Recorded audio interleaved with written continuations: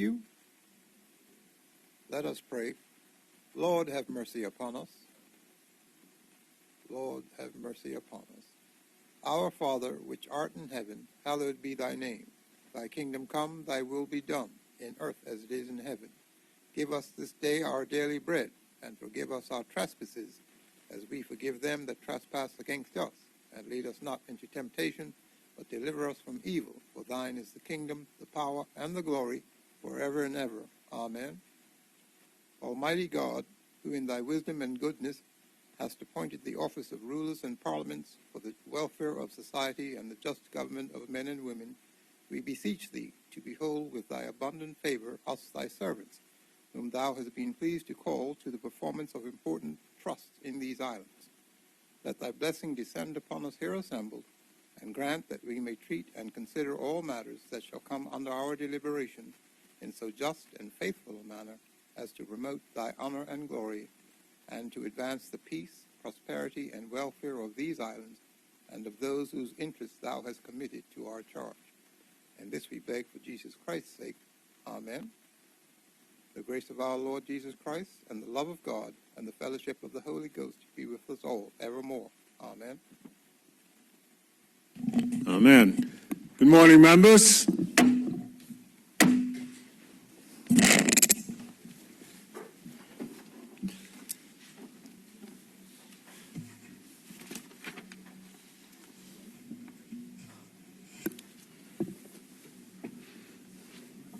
Yep, ready. Confirmation of the minutes. Members, the minutes of the 28th of February have been circulated. Are there any objections, omissions, corrections? There are none. The minutes will be confirmed as printed. The minutes of the 2nd of March have been deferred. Messages from the governor. There are none. Announcements by the speaker. There are none. Messages from the Senate. There are none. Papers and other communications to the House. There are none. Petitions. There are none this morning. Statements by ministers and junior ministers. There are none. Reports of committees. There are none. Carried. Question period. There are carried. Carried over. Yep. Congrats and obituary speeches. Does any member wish to rise this morning to give congrats or condolences? We recognize the Deputy Speaker. Deputy Speaker, you have the floor. Mr. Speaker, this morning I would like for this House to send condolences to the family of Glen, known to a lot of people as Dingback Simmons, Mr. Speaker. Glen Simmons was a trade unionist later in his life, and a very dedicated one at that, Mr. Speaker. Yes. I would describe Glen Simmons as a freedom fighter. If there was an injustice and there had to be a demonstration on that injustice, regardless of the union, Glen Simmons would be amongst that crowd in his colorful attire, Mr. Speaker. Was one of those trade unionists that would go to the end, Yes. and any lengths, just to represent his people, Mr. Speaker.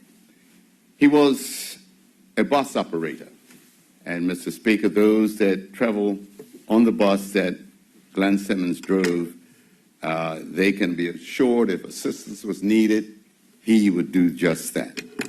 Whether it be the tourists who want to know where a certain place is, Glen would be there. He also operated taxis. And Mr. Speaker, he was a soccer player. In fact, Glen used to get my nerves when he played against my team because he'll run the whole 90 minutes. He played for the West End. Played for a team up the Yes. West End. Mighty Trojans, yes. You can get it out. The Mighty Trojans. Yes. But he just ran the whole 90 minutes, and he would be a nuisance to defenders, Mr. Speaker. Glen Simmons was one of the best golfers in this country and represented Bermuda overseas. I think it was in the Eisenhower Cup. I think it was captained by Brendan B. Zingham. Glen was a colorful gentleman. You know, whether it be Labor Day, March, or any other March, you don't have to look far to see Glen Simmons, Mr. Speaker. So, Mr. Speaker, we want to send condolences also to his wife, his daughters and son, and the entire family.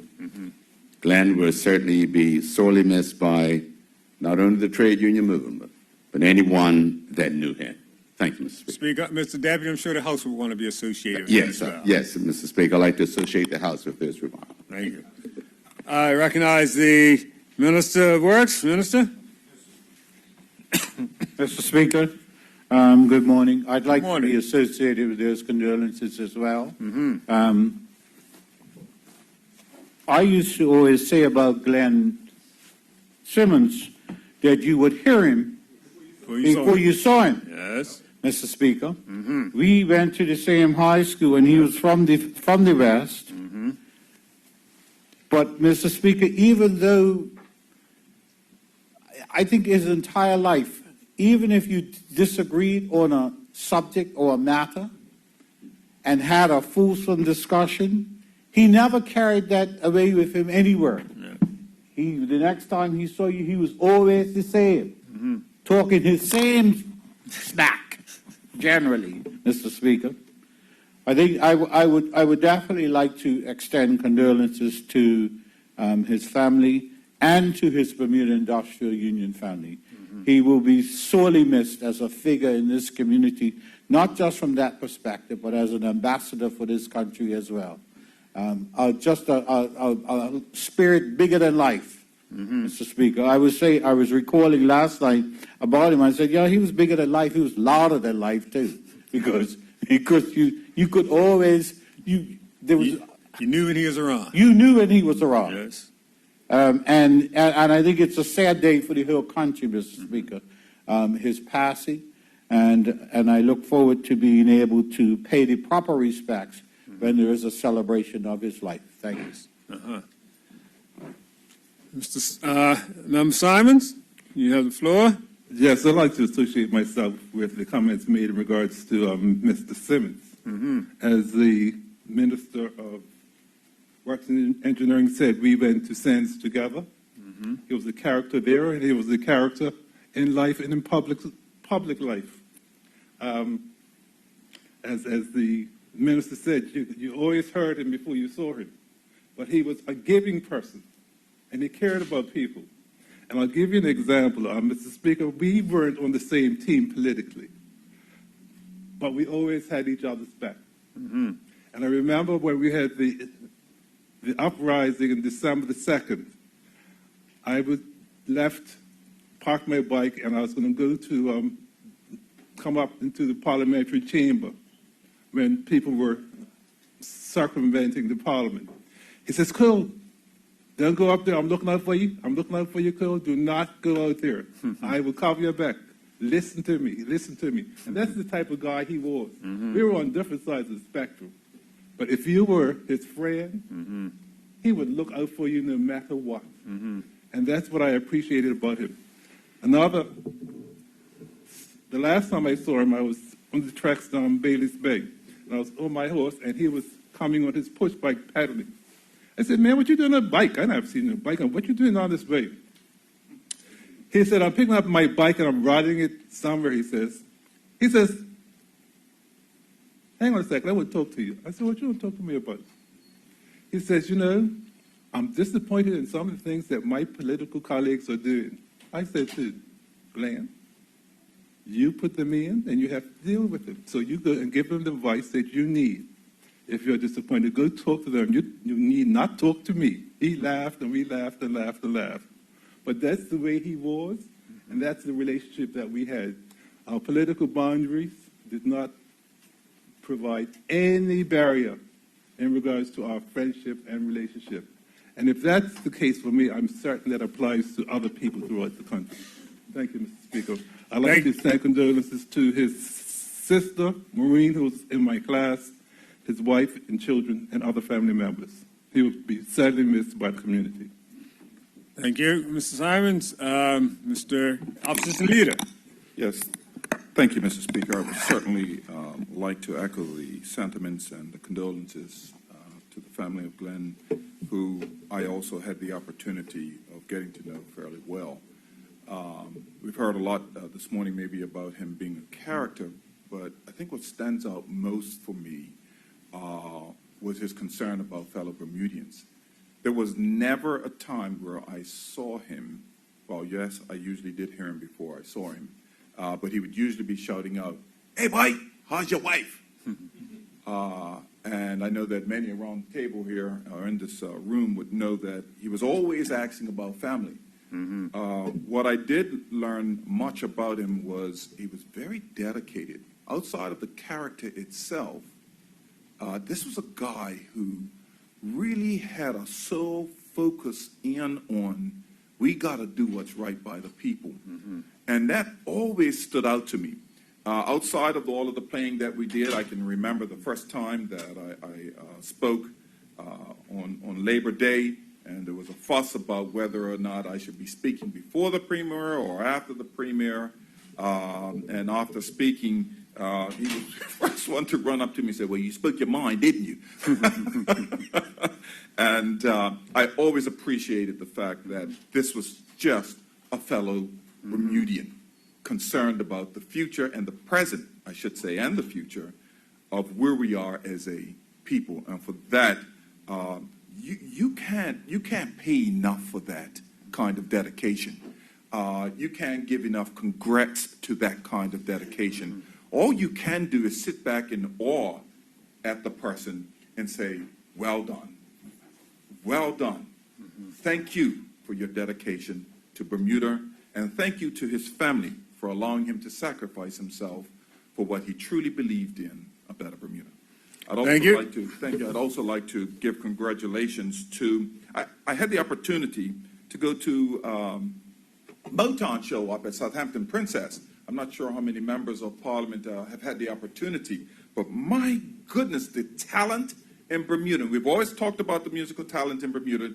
To see that Motown show being put on, and I can't remember all the names and other Hines. They were usually a part of organizing that. Just fantastic that we had a walk-through time on the wonderful music that Motown presented to Bermuda. And I want to say to all of those who participated, from the young Michael Jackson 5 group that come out, the young fellas, right on up to those who emulated Diana Ross and the likes. A fantastic job, and I hope that they do a third one. Thank you, Mr. Speaker. Thank you, Honourable Member. And now I recognize Honourable Member Hayward. Honourable Member, you have the floor. Good morning, Mr. Speaker. Morning. I would also like to be associated with the comments for the condolences to the friends and family of my brother, Glen Simmons. Glen was what we consider to be a social justice warrior. He had a deep love for his community. Every single time that we were called to some sort of industrial action or to stand up on behalf of the people of Bermuda, Glen was there. He wasn't just there, but he was an active participant in terms of maintaining order and decorum. He was always found in front of any march, either directing traffic or facilitating where people should go and where you shouldn't go. And what we consider him to be is a chief lieutenant. He didn't really need to be in the situation room, but once we formulated a plan, he would ask, "What's the plan?" And then he would be on the front line of executing. I currently sat on the board of the Bermuda Credit Union, where he was a member. He was an active member of the People's Campaign. When I was president of the Trade Union Congress, Brother Glen was a member there. I had the opportunity to travel with Brother Glen to the Caribbean Congress of Labor, where he was elected to the executive of that body, and also of the first vice president of the Bermuda Industrial Union. Glen, at times, was a joker, but he was a very serious person. And he always had this phrase when he would begin to say something serious, and he would say, "Let me just say this respectfully." And then he would go into his deliberation. Glen is also known to drop a line where if you're having a conversation, he says, I can get Jordan on her, you know. I have his number. I can call him right now. And so he would often say that. But I was in a meeting with Glenn just over 2 weeks ago. And the man I saw wasn't the man that I knew. And it just shows you how precious our time on earth actually is. He was an awesome gentleman, and he would always be remembered in my heart as a leader and a social justice warrior. Thank you, Mr. Speaker. Thank you, Mr. Hayward. I recognize the Honourable Member Dunkley. You have the floor. Thank you, Mr. Speaker. Good morning to colleagues. I'd just like to follow on and be associated with the condolences to the family of Mr. Glen Simmons. And I had a little smile with the comments by Honourable Member Mr. Hayward in regards to Glen and some of his sayings, because I remember hearing those many times and often. And certainly, let me just say this respectfully, I knew what was coming. I knew there was a disagreement. But even though, as my honourable colleague Cole Simon said, that he was on the other side of the fence politically, he was always very respectful, and I considered him a friend. I knew him a long time. And it's amazing how he always asked how you were doing, how your family were doing, as the opposition leader said. He came to a very rough ending of a life well lived. And I always considered him a man of strength, real strength in his convictions, real strength in his actions, strength in his body too. And it's sad to see that a man of that character and strength came to an end with such pain and suffering. But Glenn always did things in Glenn's way. And I remember when my wife was struggling with a challenge, the first time I saw him during that, first thing he said to me, "How's your wife doing?" He hardly knew my wife. But that was the first thing that he said to me, because he cared about people. No matter where he was, where he sat, what he believed in, how he acted, he cared about people genuinely. I knew that. From when I grew up with him, we started playing golf together in the early 70s at Port Royal. And when I say that Glenn was a man of strength, as an athlete, he was a man of strength. He could hit a golf ball a long way. He was, maybe not even 5'9", but he hit a ball as far as anybody I knew in those days. The 2-iron, he could hit everything a long way. And he took great pleasure in trying to hit the ball a long way, but he was also a good golfer. As I said, he was a good athlete. And Glenn would always say, "Let's go play golf, let's go play golf." And we played a lot as juniors. I never played with him much in our maturing years because he liked to play with Jordan. I guess he wanted to play for the money. And he was a good footballer. He scored one of the best goals I've ever seen up on the carpet in an FA Cup final. In those days, he might have been playing for Vasco. He might have moved on from club to club occasionally, but he was a well-respected, good football player, and he scored this goal from well outside the penalty box on the right side of the field, and it just curled into the top of the pigeonhole. And everyone said he was trying to make a cross across the penalty spot, and he just clipped it, and he went into the top corner. But Glenn would never admit it. He would never admit it. But it was a beautiful goal. Thank you, Mr. Dunkley. Colleagues. Is there any other member like to speak? Peace. We recognize the Honourable Member Atherton. You have the floor. Mr. Speaker, I'd like to be associated with the condolences sent to the family of Glen Simmons. I must say that as it relates to Glenn, the one place that I would say that he was pretty quiet was on the golf course, because I used to be tournament director up at Port Royal, and believe it or not, when Glenn was out there with his team, he was out there trying to score and making sure that his shots were going, but he could keep his team together. I always recognized that if you ever wanted someone to put a team together for a beneficiary tournament, etc., Glenn would be there. And that was the one thing. He liked his golf, but he also liked to do things for people. And every time I would be somewhere in a tournament, I'd get there and I'd see his group of people, and I used to say, "Is anybody else going to win? They're going to have to split your team up," because he was competitive. He liked his mates. By the time it was Frankie Furbert and 2 or 3 others, you knew that they were out there. But Glenn always enjoyed talking, and, you know, we'd say hi. We knew, obviously, we were on different sides of things, but to be able to talk about, you know, what was happening in life in general. And Glenn used to play a lot with my husband when he first came to Bermuda. And so I am really saddened I was away, and when I looked and heard it, I knew he had a health challenge. And you always hope that, you know, people will suddenly get a cure or something would happen, that life would live for so much longer. So I was really saddened when I heard that he died. And I'd like to say my condolences to his family and his friends. Thank you, Mr. Speaker. Thank you, Honourable Member. Does any other Honourable Member wish to speak? We recognize Honourable Member Gordon Pentland. You have the floor. Thank you, Mr. Speaker. Mr. Speaker, it was probably some 55 or so years ago when I was first introduced to Glenn, as I became an integral member of the Mache family. And Glenn's mother, Aunt Pearl, and Uncle Dingback, Aubrey, Aunt Pearl was sister to my mother-in-law, Bernice Mache.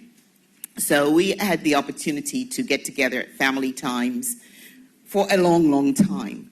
And of course, after we grew a little older and went separate ways, we still had the opportunity to interact because I played softball with both of his sisters, Diane and Donna, and his brother Wesley and Llewellyn. You know, just to have us together as family was really something very special. Glenn loved family, but he also loved to clown. So there were times when we would go out to picnics, family picnics, and any family event, and he always was the center of not just attention, but the person who brought the family together. His antics were just absolutely priceless. And it was interesting, my son and I were commiserating, we were discussing last night, and he says, "Mom, remember last year?" I have, as you know, I have a guest apartment, and he had some friends who would come down to Bermuda. And he wanted to make sure that his friend who had contacted him earlier, he wanted to make sure that that the friend was able to be accommodated at my place. So he met me in the street and he screamed out, "Call me, call me." And I didn't get a chance to call him. By the time I got home that evening, my son says to me, he says, "Mom, Glenn came by, he banged the door down, he banged on my door upstairs, the whole 9 yards, screaming, saying, you know, where's your mama, where's your mama?" And he said, you know, "Mama be home shortly." He said, "Well, I told her to call me this afternoon, she hasn't called me yet." So my son said to him, "Well, don't worry, my mom will call you. If she said she'll call you, she will call you." That was the kind of insistence because he wanted to look out for his friend who was going to be coming to Bermuda, and he wanted to make sure that his friend was going to be well accommodated. That is the kind of person that Glenn was, to be concerned about everybody and to make sure to look out for those people. So while I did see and know him in a union setting, my fondest memories were in a personal and family setting. So my heart goes out to him. I remember him bringing his daughter up to me one day, because Glenn was always at the ballpark cheering on his sisters. But I remember him bringing his daughter up to me, and I said to him, "She's absolutely gorgeous. She must take after her mama." And of course, we had a big joke about that. He says, "No, cousin, no, cousin." So those are the interactions and the sorts of things that I will miss. So I would ask that a special condolences, I join in the condolences to be sent to his wife, Maxine, his daughters, Mahogany and Glennis, and his son, Max. And I certainly wish that he would rest in peace. Thank you, Mr. Speaker. Thank you, Honourable Member. Recognize the Honourable Member from St. George's. Good morning, Mr. Ming, you have the floor. I'd like to be associated with the comments for Glen Simmons as well. Mr. Speaker, if the man saw me 10 times, he commented about something in St. George's 10 times. Most of the time, it was about my poorly playing cricket team. Well, everybody comments about how poorly they play, yes. In a cup match bid, but he would be sure to remind me about something about St. George's. Because he got around a lot, he sometimes would send me messages about something in St. George's that either needed to be fixed, improved, or a suggestion that he had. And one day he sent a message and he told the person, well, the person said, "Dingbat said." Now remember my age, Mr. Speaker. So I'm like, hey, that was Dingbat. So the person at that time couldn't even tell me the real name of who he was. So it was about a week later when I saw him, and he was like, "You didn't get my message?" And I said, "You're Dingbat?" And he was like, "Yes, you don't have to always call me Mr. Simmons." He said, I said, "Well, I won't be calling you anybody's Dingbat, but you can stick to Mr. Simmons because I know my staying in my lane thing." So he will be fondly remembered. Hopefully, maybe when St. George's Wayne's Cup match this year, Mr. Speaker, I can, reassure him that we came out of our slump. No. Okay. Mr. Speaker, I'd also like to take this time to extend condolences to the family of Glenda Anderson, especially her daughters Tiffany and Tamisha, and to The deputy would like to be associated. I would like to associate the Deputy Speaker with his comments. Deputy Deputy Premier. Leader, I'm sorry, the Deputy Premier, and also to the family of Sharon Wales from Cup Road, St. George's.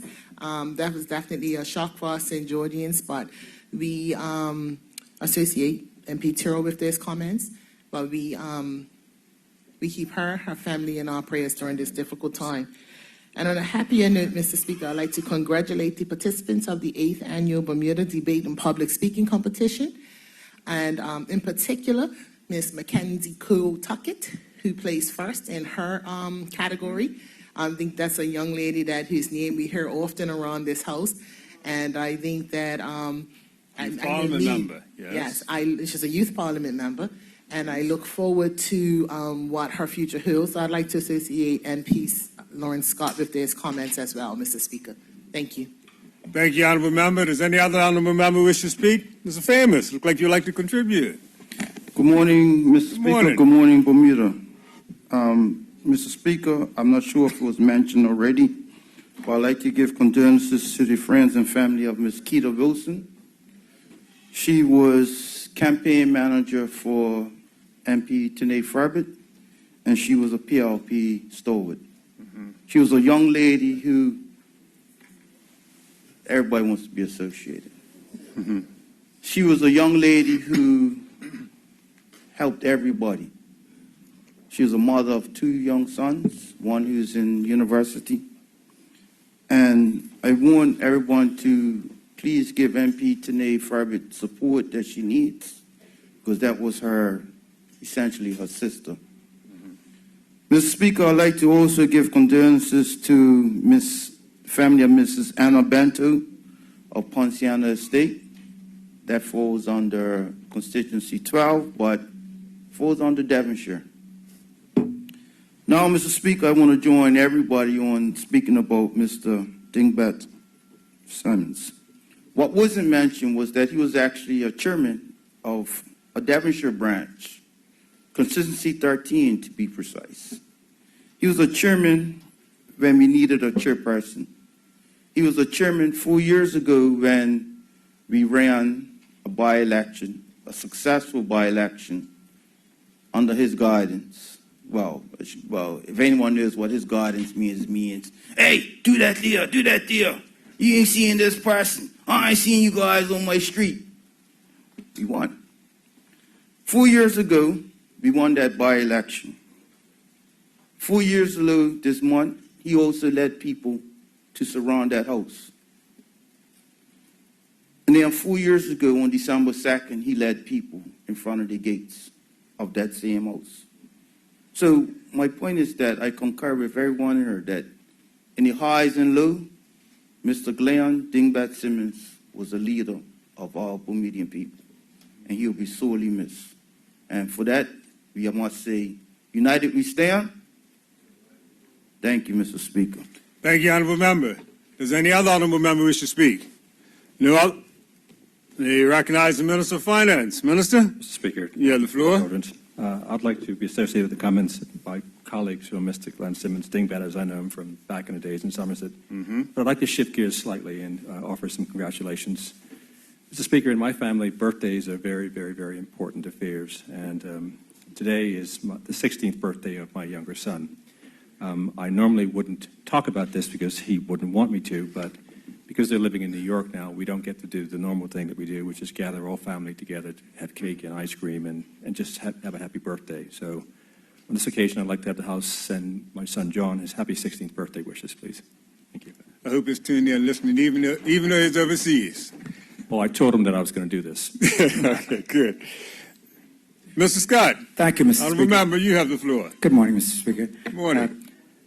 I rise and associate myself with these important and fine condolences to a true social justice champion, Mr. Simmons, and may I be associated with the father's congratulations to his 16-year-old just making his way in life. Mr. Speaker, on a further note, I ask that this Honorable House send condolences to the family of Mr. Kenneth Walter Juju's Dill, to his wife, Cheryl Dill. I'd like to associate Ms. Gordon Pamplin. Was that? Then I asked to be associated with the condolences. I want to associate my colleague, Mr. Neville Tyrrell, who has a family connection through his wife with Juju. Juju and Cheryl, I certainly grew up and went to school with Cheryl, and I know that at this time she would appreciate the condolences that are being offered as she goes through this sad time of the loss of her helpmate and life mate in Juju Dill. Thank you, Mr. Speaker. Thank you, Mr. Scott. Mr. Richards, would you like to add a contribution? Thank you, Mr. Speaker. You have the floor. Yes, Mr. Speaker, I would like to be associated with the condolences to Mr. Glen Dingbat Simmons. His contributions to Bermuda and the labor movement are well known, so I do extend my condolences to his family. And I also want to take some time to be associated with the condolences that the House is sending to Ms. Keita Wilson. I knew Keita from social circles. Her sister and my sister and Keita are good friends. We had good times together at parties, and the last time I saw her actually was about a month ago at a fundraiser for a relative of mine who's suffering from cancer, and Keita was there. And we had a good chat, and we laughed, and you know, life is funny. Never in a million years would I thought that would have been the last time that I would lay eyes on Keita. A lovely young lady, and she worked for a time in international business, so I know her from her time working in the industry, and she will be a great, great miss. I know that a lot of people, including MP Tanae Furbert, are devastated by her sudden passing, as are all of her friends and family. So I just wish to take time to wish condolences to her two sons and her family. Thank you, Mr. Speaker. Thank you, Honourable Member. Does any other Honourable Member wish to contribute? None? Before we close out the condolences and congratulations, just let me add my comments to the many comments that had already been expressed on the passing of Glen Dingbat Simmons. As a Sumser boy, I think I've known Glen since primary school days, and he's always been, as described, a character, but always had leadership quality. The last occasion I had to see him was 2 weeks ago, actually. I visited his church. He was a member of the Devonshire 7-Day Adventist Church, and I was there on that occasion because one of my sons preached that day, but it was last time I had to see him, and I'm glad the last memory I have of him will be in the house of the Lord. And with that, I add my condolences to those that have been expressed to the family. We will now move on. Matters of privilege. There are none. Personal explanations. There are none. Notice of motions for the adjournment of the House on matters of urgent public importance. There are none. Introduction of bills. Minister? Government bills. Mr. Speaker, I'm introducing the following bill for its first reading so it may be placed on the order paper for the next day of meeting. The Miscellaneous Tax Amendment Act of 2020. Thank you.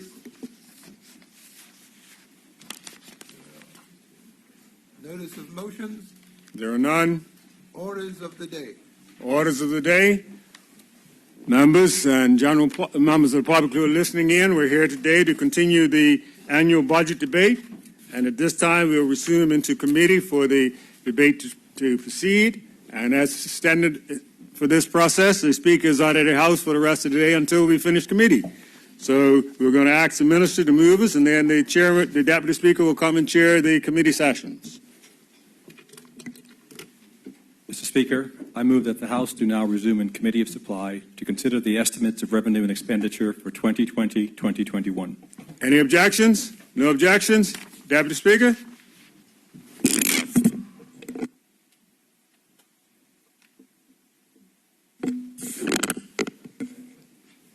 The panel chair will be Ms. Susan Jackson. You will lead the first session. Thank you.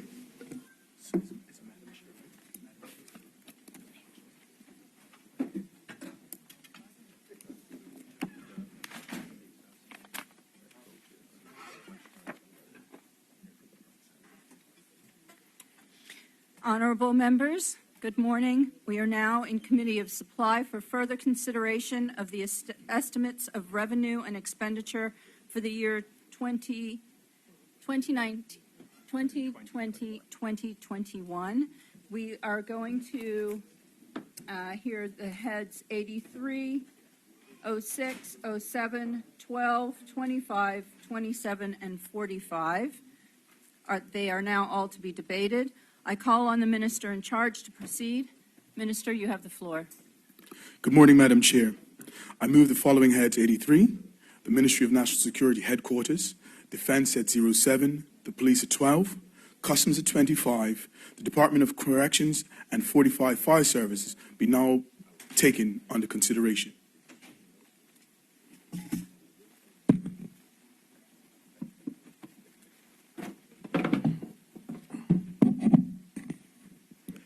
Madam Chair, honorable members, I am pleased to present the current accounts estimates for the Ministry of National Security Headquarters, Head 83, which can be found starting at pages B277 to B279, the Estimates of Revenue and Expenditure Book.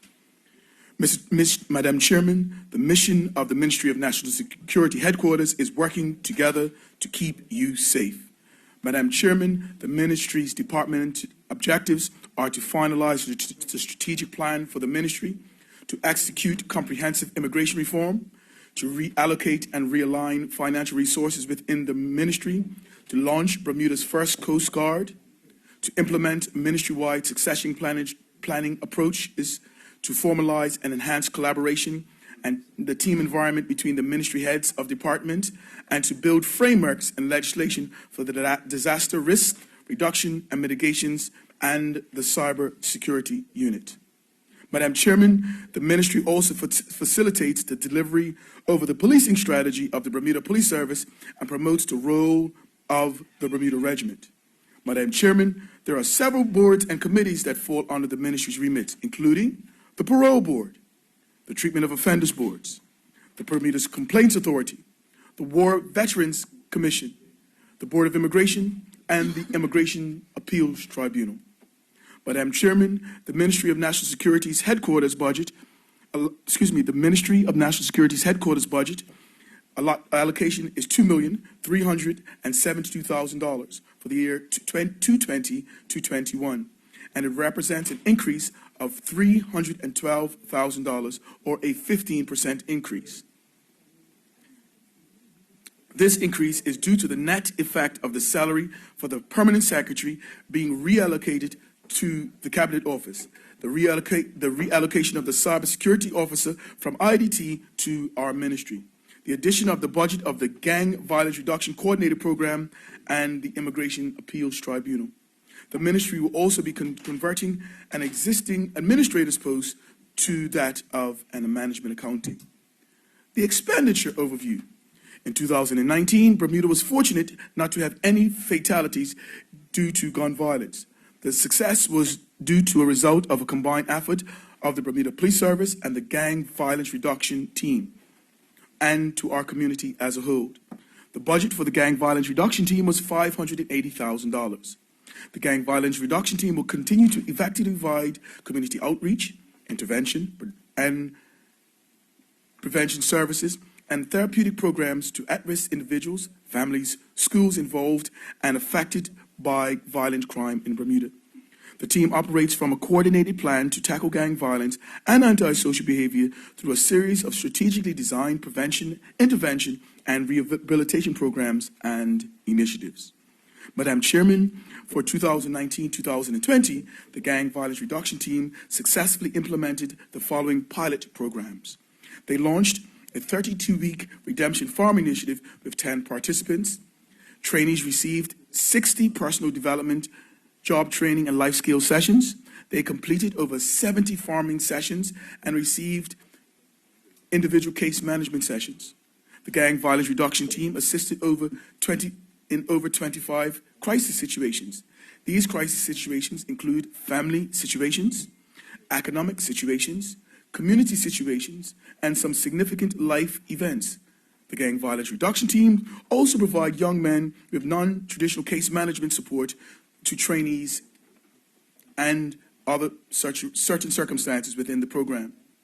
In March 2020, 8 of the trainees will transition into a 4 to 6 week work placement program, trial in hotel, shipping, construction, plumbing, carpentry industries throughout the island, and 2 have enrolled in educational programs. 2, we have designed and developed and launched the summer in 2019 and 2020 spring placement and a mentoring initiative. 15 local companies offered the opportunity to host 14 student employees for 6 weeks training program. 13 out of the 14 students, or 93%, completed the program. 118 job coaching sessions were delivered. 11 out of the 14, or 79%, were offered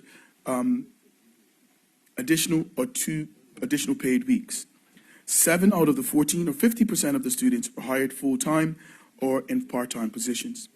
13 out of the 14 students, or 93% of the parents, reported that the children stayed clear of antisocial behavior.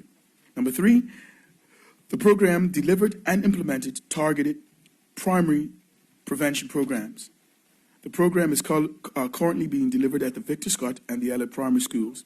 This includes 14 experimentally based sessions delivered to targeted students at primary 5 and 6.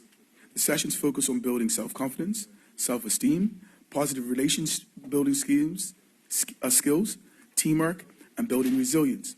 The program is designed to reduce risk factors, to enhance protective factors, to increase academic motivation, and to increase developmental factors in the young people. The Gang Violence Reduction Team continues to provide management support for our community schools with support in managing gang-affiliated incidents, providing immediate support when incidents occur, coordinating and leading a multi-strategy meeting to assess and disseminating information pertaining to gang-related incidents, holding mediations and negotiations by triaging services and support on a case-by-case basis. The Gang Violence Reduction Team supports the targeted intervention programs at Cedar Bridge Academy and the Barclay Institute.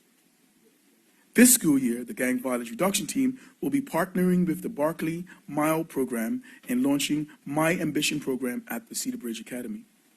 The various support services at our high schools include incident management support services to administrative team, restorative justice sessions, student mediations, student referrals, and daily student check-ins, individual case management services, small group sessions.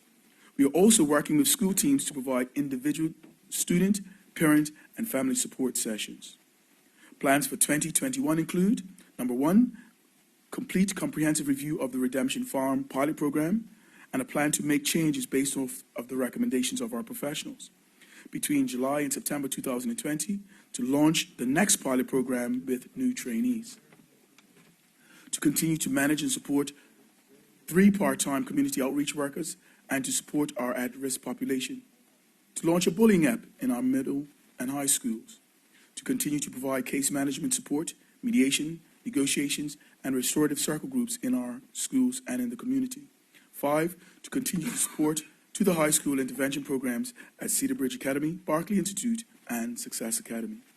Number 6, to continue to develop the targeted primary intervention programs targeted in 3 primary schools. To develop and launch a Safe House program. Number 8, to continue to develop work placement and mentoring initiatives. Madam Chairman, the Disaster Risk Reduction and Mitigation Team will have a budget of $95,000, down from 2019-2020. The budget of $173,000, or a difference of $78,000. The reduction is primarily due to the reallocation of funds required for the management accounting post and the consulting cost projects. In the National Security and Defense Review in 2014 by the Bermuda government, the following initiatives were recommended. To establish a National Disaster Plan Office, to establish a National Disaster Policy, to establish a National Disaster Planning Office led by a National Disaster Coordinator, to update emergency powers, to update the EMO mandate and standing instruction, to update the National Powers Act of 1963, to review the Emergency Measures Organization, Executive, and the second tier structure, to establish a memoranda of understanding with international agencies, to make provision for special needs of seniors and vulnerable persons. The disaster preparedness information must be updated and public education campaigns must be implemented. Networks of emergency relief centers must be established, to establish contingency plan for handling mass casualties, to improve communications with other emergency organizations. Police Inspector Steve Cusham was seconded to the ministry to hold the title of the National Disaster Coordinator as of April 1st, 2015. Under the direction of Permanent Secretary Mark Telemack, now Cabinet Secretary, a paper for discussion was submitted on August 28, 2017, for the establishment of the disaster management legislation, the National Disaster Planning Office, led by the National Disaster Coordinator. The Cabinet paper was discussed on September 19, 2017. A further Cabinet paper for decision was submitted on January 2018 for the establishment of the Disaster Risk Reduction and Mitigation Department. This paper was returned due to budget constraints and no new government positions were created.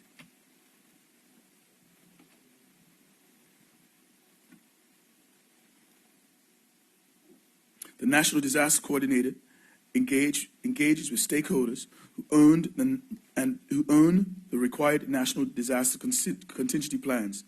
They coordinate and stimulate the development, training, exercising, and updating of the required national disaster contingency plans, and they must have a good working knowledge of the national disaster contingency plans. They must be able to advise the emergency measures organization as possible.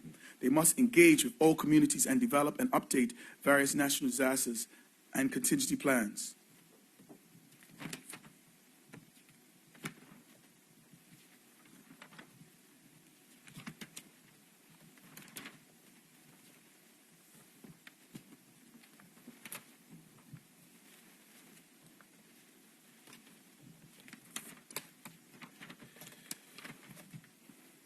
Crave indulgence, Madam.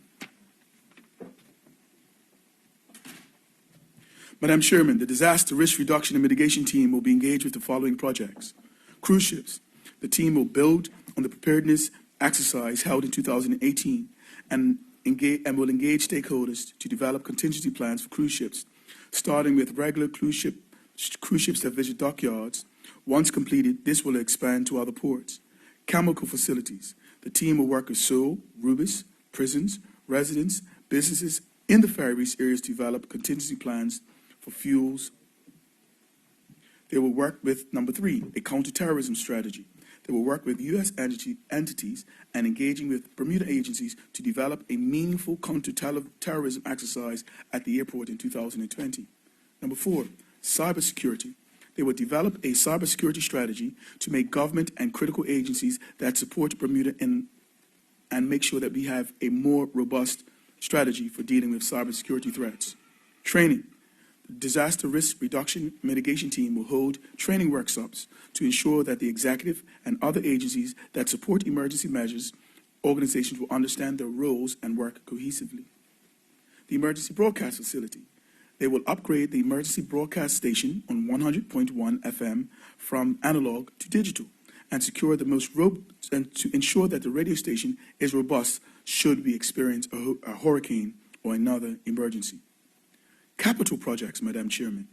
In the coming fiscal year, the ministry will be bringing on board the remainder of the department to the public safety communication system, and it will be completed for all testing. Madam Chairman, this completes the presentation for Head 83.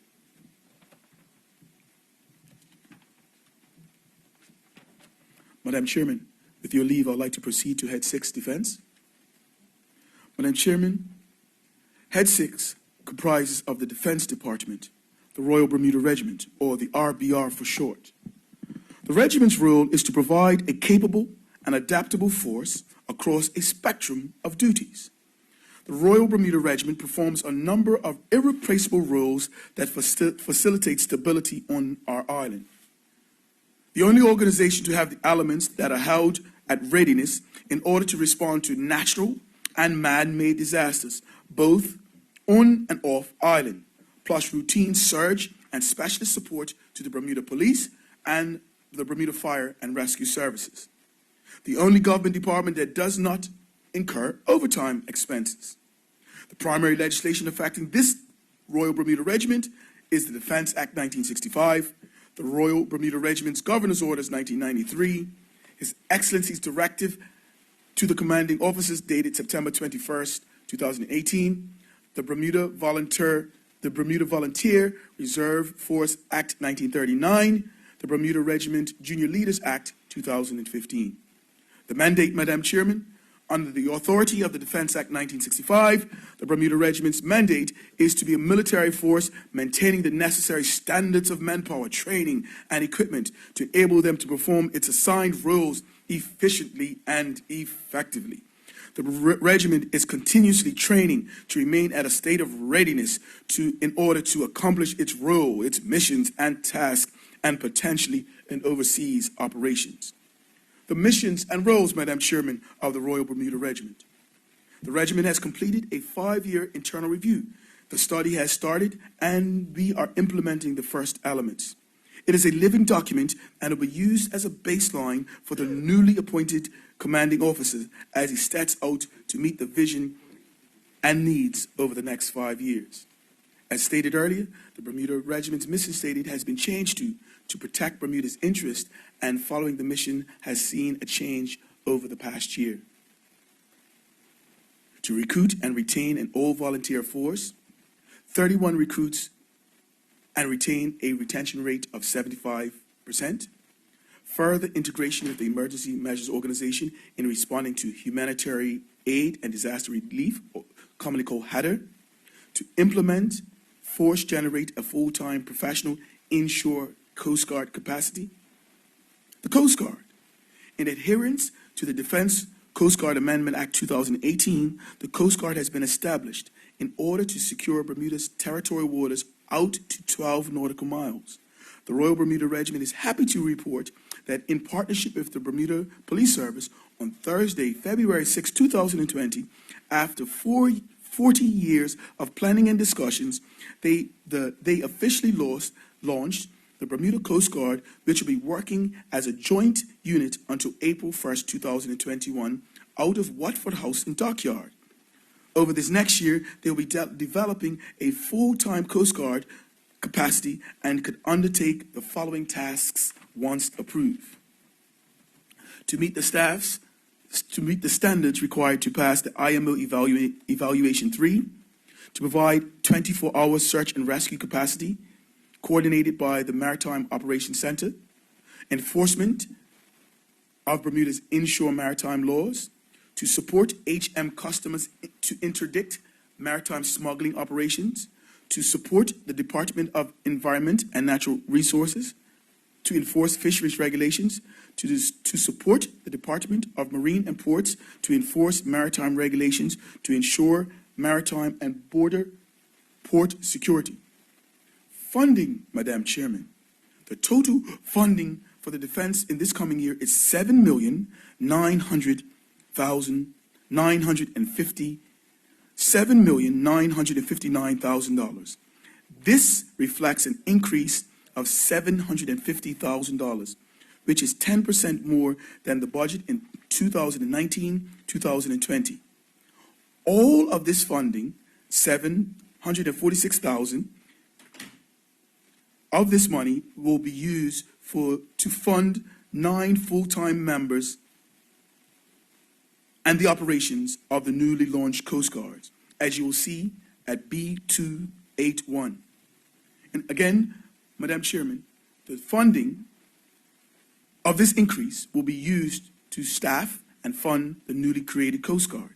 The newly created Coast Guard be used for search and rescue, enforcement of inshore maritime laws, to support HM customs to interdict marine smuggling, to support the Department for Environmental Natural Resources and to enforce maritime fisheries, and to support the Department of Marine Ports to enforce maritime regulations and to ensure maritime and border security in Bermuda. Capital acquisition and funding, Madam Chairman. The Ministry of National Security has approved $51,000 in capital acquisition and funding for defense. This funding will allow the Bermuda Regiment to continue with the refurbishment of a 27-foot Boston whaler for the new Coast Guard, with additional funding provided for the much-needed replacement of the information technology and law enforcement system. Although the Royal Bermuda Regiment did not receive the capital funding that was forecasted, the requirement they might have been provided adequate funding to establish the 9 full-time Coast Guard office. Additionally, they are leveraging relationships with the UK Ministry of Defence for procurement of equipment that are most competitive at UK rates and exploring the acquisition of surplus equipment. Personnel, Madam Chairman. The Bermuda Regiment currently have 31 full-time staff, which all but 3 are military personnel. With the startup of the new Coast Guard, they will now employ 39 full-time staff. The 3 civilian officers, the 3 civilian staff are employed in the administration of recruitment and accounting and grounds and maintenance at the war camp. The Royal Bermuda Regiment currently have 263 part-time soldiers enlisted, giving the total staff at 294. Although this number is below the required operational staff strength, they have seen a steady increase over the last year. The recruiting is taking hold, and they have now implemented an auxiliary which acts as a ready reserve recently retired soldiers with a limited service liability. The strength is 400, Madam Chairman, and the acting strength right now is 294. Input, measures, and objectives. Madam Chairman, the regiment successfully met the evaluation standards for competency and currently in its 2 main outputs of force protection and humanitarian aid and disaster relief. In February, the regiment had a successful recruit camp of 31 volunteers participating, which was better than revised measure on B284. There will be an additional recruit camp in July 2020. The regiment hosted 5 potential officers from the Cayman Islands and has been requested to deliver training to its initial 50 soldiers to the coast of the Cayman Islands. Further, the Turks and Caicos Islands have made a similar request for assistance in establishing military units based off our Royal Bermuda Regiment. The Royal Bermuda Regiment has identified as a centre of excellence for the UK and overseas territories for its military capability. In order to address the challenges of recruiting, the Royal Bermuda Regiment has entered into a partnership with the Bermuda Police Service for the operations of the Outward Bound School, which has attended over 800 students, which is attended by over 800 students each year. This will allow the unit to positively influence young people regarding military service, so when they reach the age of maturity, they will make an informed decision. Preparatory training has been established so that the 3 overseas training events and the events as followed. The newest non-commissioned officers will undergo a command and leadership training and evaluation camp at Camp Lejeune in May 2020.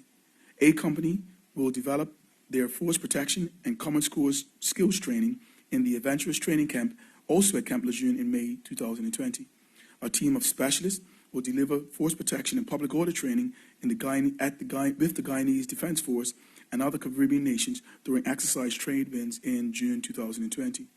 Locally, the Royal Bermuda Regiment will conduct externally certified chain store operations, as well as working at heights to mitigate risk when they conduct post-disaster operations.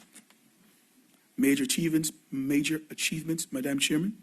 The Royal Bermuda Regiment is primarily a part-time organization that conducts all the roles you would expect from a regular unit. This includes the following: providing an immediate response for the effects of hurricanes of Humberto and Jerry. The potential non-commissioned officers or cadre were examined at Camp Lejeune in North Carolina in May 2019, maintaining a high standard for young Bermudian commanders.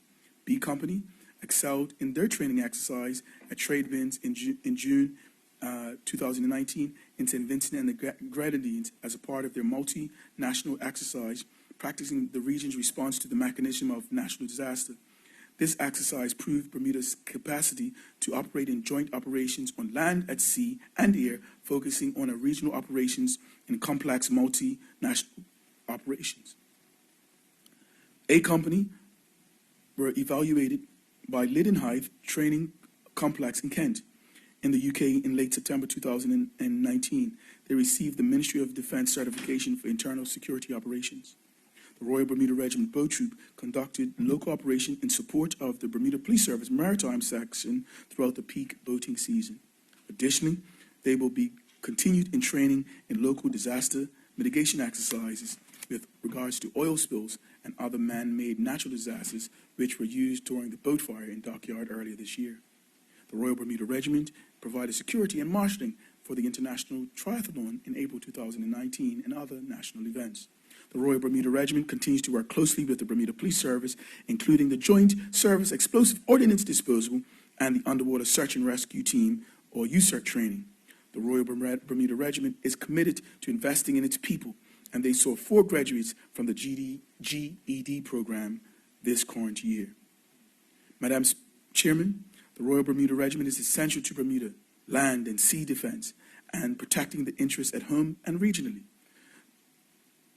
No other similar jurisdiction can boast an organization that compares with the capacity, with the capability, the proud traditions, ethos, training, and management which can be found within Bermuda's regiment. The implementation of a Coast Guard, while nascent, demonstrates, and given the correct resources, it can make a meaningful transition to Bermuda's needs.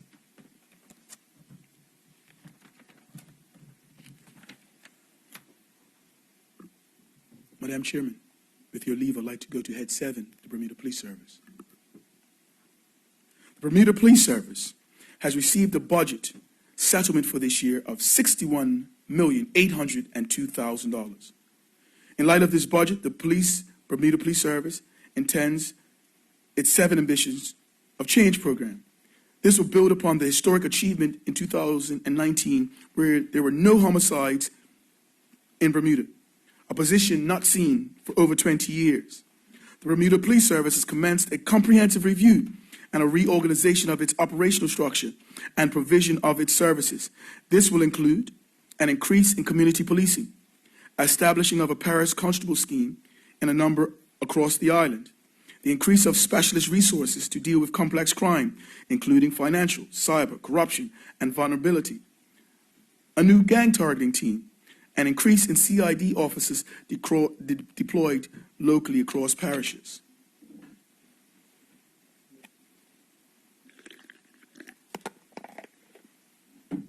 A new non-emergency service, an alternative to dialing 911, to enable a bespoke response to calls for service, to enable a focus towards the increasing complex crime profile, the vulnerability of victims, and the needs of local communities.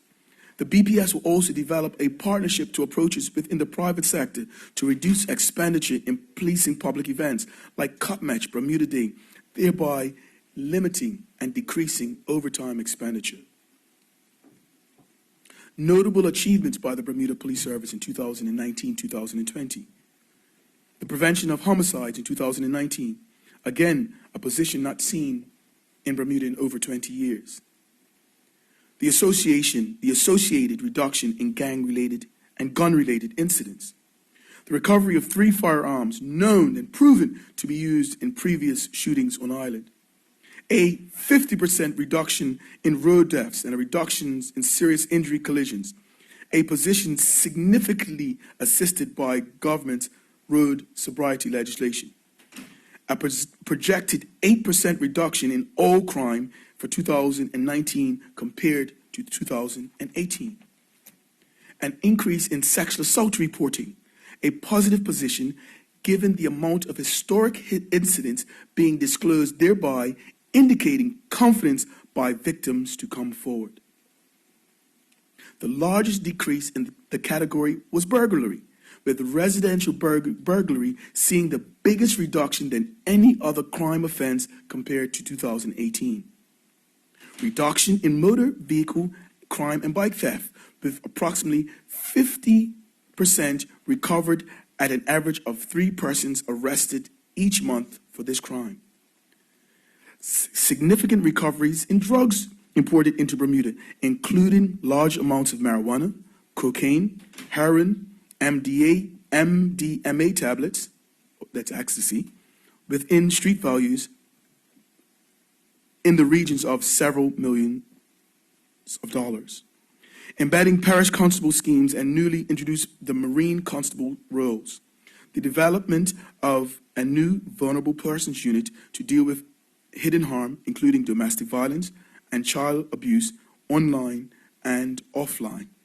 The development of a new professional standards and anti-corruption unit, which has already resulted in the BPS taking great steps to increase confidence in local communities through high standards of integrity, with the model to be extended to the Department of Corrections, Customs.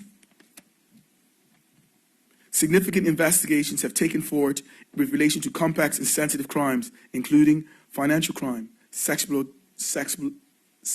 exploitation, and corruption. The joint collaboration with the Royal Bermuda Regiment to deliver Bermuda's Coast Guard capability, to develop the BPS as a regional and overseas territory training center for firearms and public order, the UK Foreign Officer Training citing Bermuda as a center for excellence in this area. The new current account funding provided to the Bermuda Regiment and its intended purposes. Madam Chairman, there is no additional funding provided to the Bermuda Police Service for 2020-2021. The service will therefore operate with 410 officers. There is a likelihood for recruitment late in 2020. There is a $4 million reduction. That will not affect operational services. Indeed, the work is being led by the Police Commissioner and his team seeks to build the Bermuda Police Service that invest into greater numbers in the communities and continues to develop specialist capabilities to target serious crime and complex crime. The BPS overtime allotment requires that the service rethink the management of public events such as Cup Match or Bermuda Day. A new partnership approach is being looked at within the private sector to identify more affordable models to support public events to protect the overtime span, managing the aspect of the policing risk. With the onset of the new Coast Guard, the BPS has been able to reduce a further $100K spend, as it has also reduced the allowances for the reserve officers by $120K. However, the reserve officer numbers remain low, and therefore it is a challenge in attracting more local people to join, which is of note as the reserve officer is critical to supporting policing efforts as the costs are far less. The BPS telephone budget or the mobile phone budget was reduced by $150K, and the service will be performing a review of the cell phone deployment with a view of decreasing the number of cell phones to officers. The BPS consulting budget was reduced by $280K. This represents a reduced spend in over $500,000 in the last 12 months.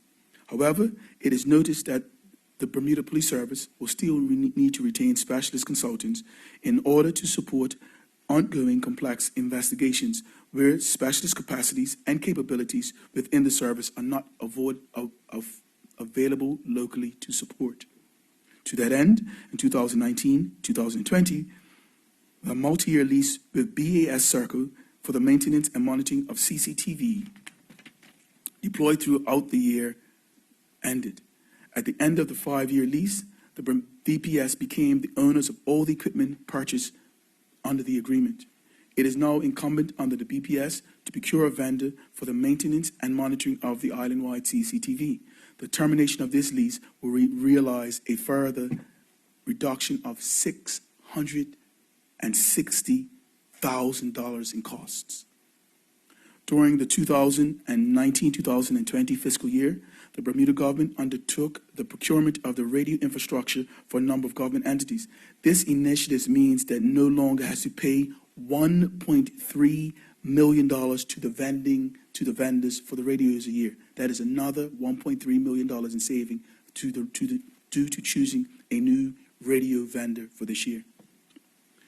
There were some other small reductions due to the BPS budget, but overall, these were the critical factors that helped the BPS realize the savings without causing the cost for cuts to the frontline police officer services.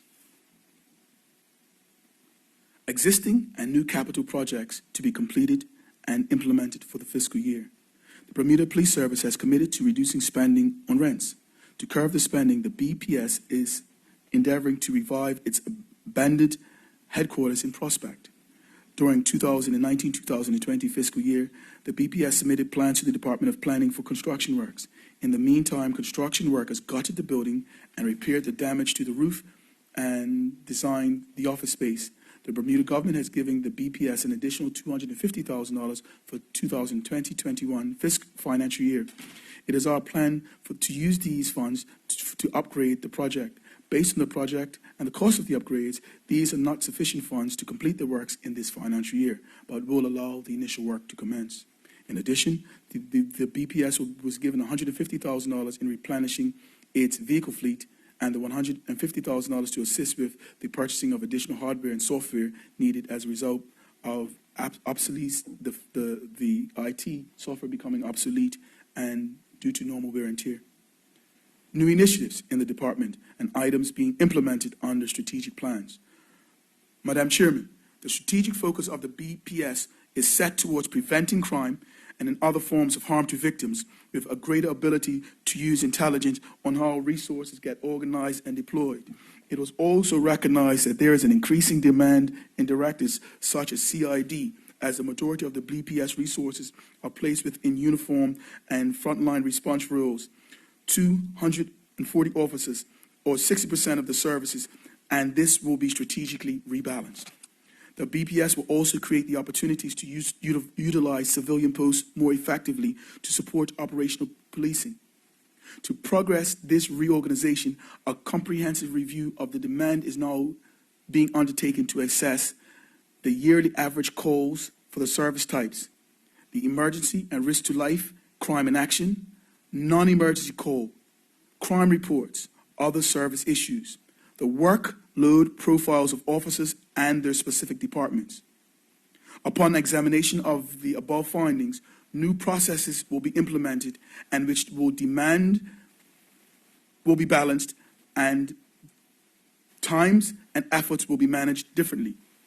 The opportunities will be taken to use a Thrive assessment, the process identifying threat, harm, risk, intelligence, vulnerabilities, and evidence. Calls for the service to identify the relevant response.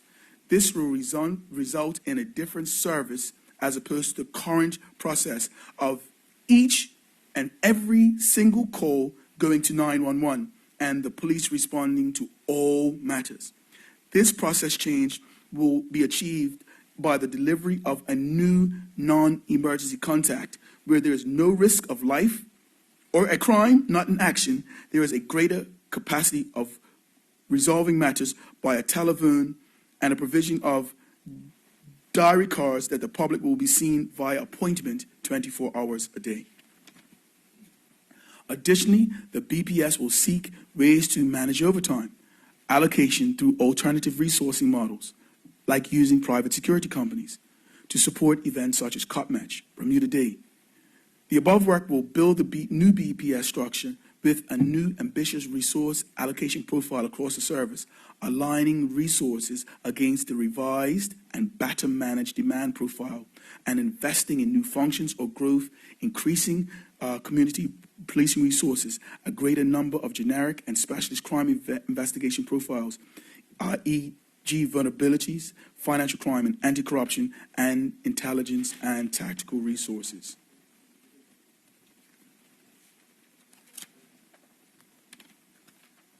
I'll just remind the listening public that we are now just listening to the heads for the national defense. And we are covering all of the Ministry of National Security. That's heads 83, 6, 7, 12, 25, 27, and 45. We're presently on head 7, police. Madam Chairman, with your leave, I would like to move to head 12, customs. Thank you, Madam Chairman. Madam Chairman, the current budget allocation is for customs will see an increase of $250,000 to $17.2 million. There will be a change in airport arrival shift patterns, resulting in a cost savings. And this was approved by staff and will see an improved in quality of life for staff. Export control initiatives to combat money laundering, staff levels will remain static. We hope to see major drug seizures at the airport. The mission of the Customs Department is protecting Bermuda border and protecting economic development. The Bermuda Department of Customs, they have worked a strategic plan. The strategic plan sets out the goals, ambitions of this year, and everything is dovetailing as a result and in line with the strategic plan. The Customs Department's vision is to be a modern, effective, and efficient customs administration, offering professional service to all stakeholders, using international best practices, maximizing revenue collection, and protecting the borders of Bermuda. Making this vision a reality, specifically strategic goals have been set for customs. Strategic goal number 1, staffing, stability, and training. In order for customs to carry out its mission, the department will need to focus on providing a stable work environment which is free from corruption and/or bribery. Maintaining the department's integrity as respected law enforcement arm of the government is vital to performing enforcement functions. With the reduction in recent years of staffing levels, the department is hard-pressed to maintain the level of service to the public it once enjoyed. The reduction has forced the department to streamline some of its legacy processes by either eliminating them or by providing a limited window services, or amending the legislation to allow for simplified procedures in some processes. We believe that our staff are our greatest asset and an essential part of the department's missions. While we strive to provide a new or refresher training to all our allocated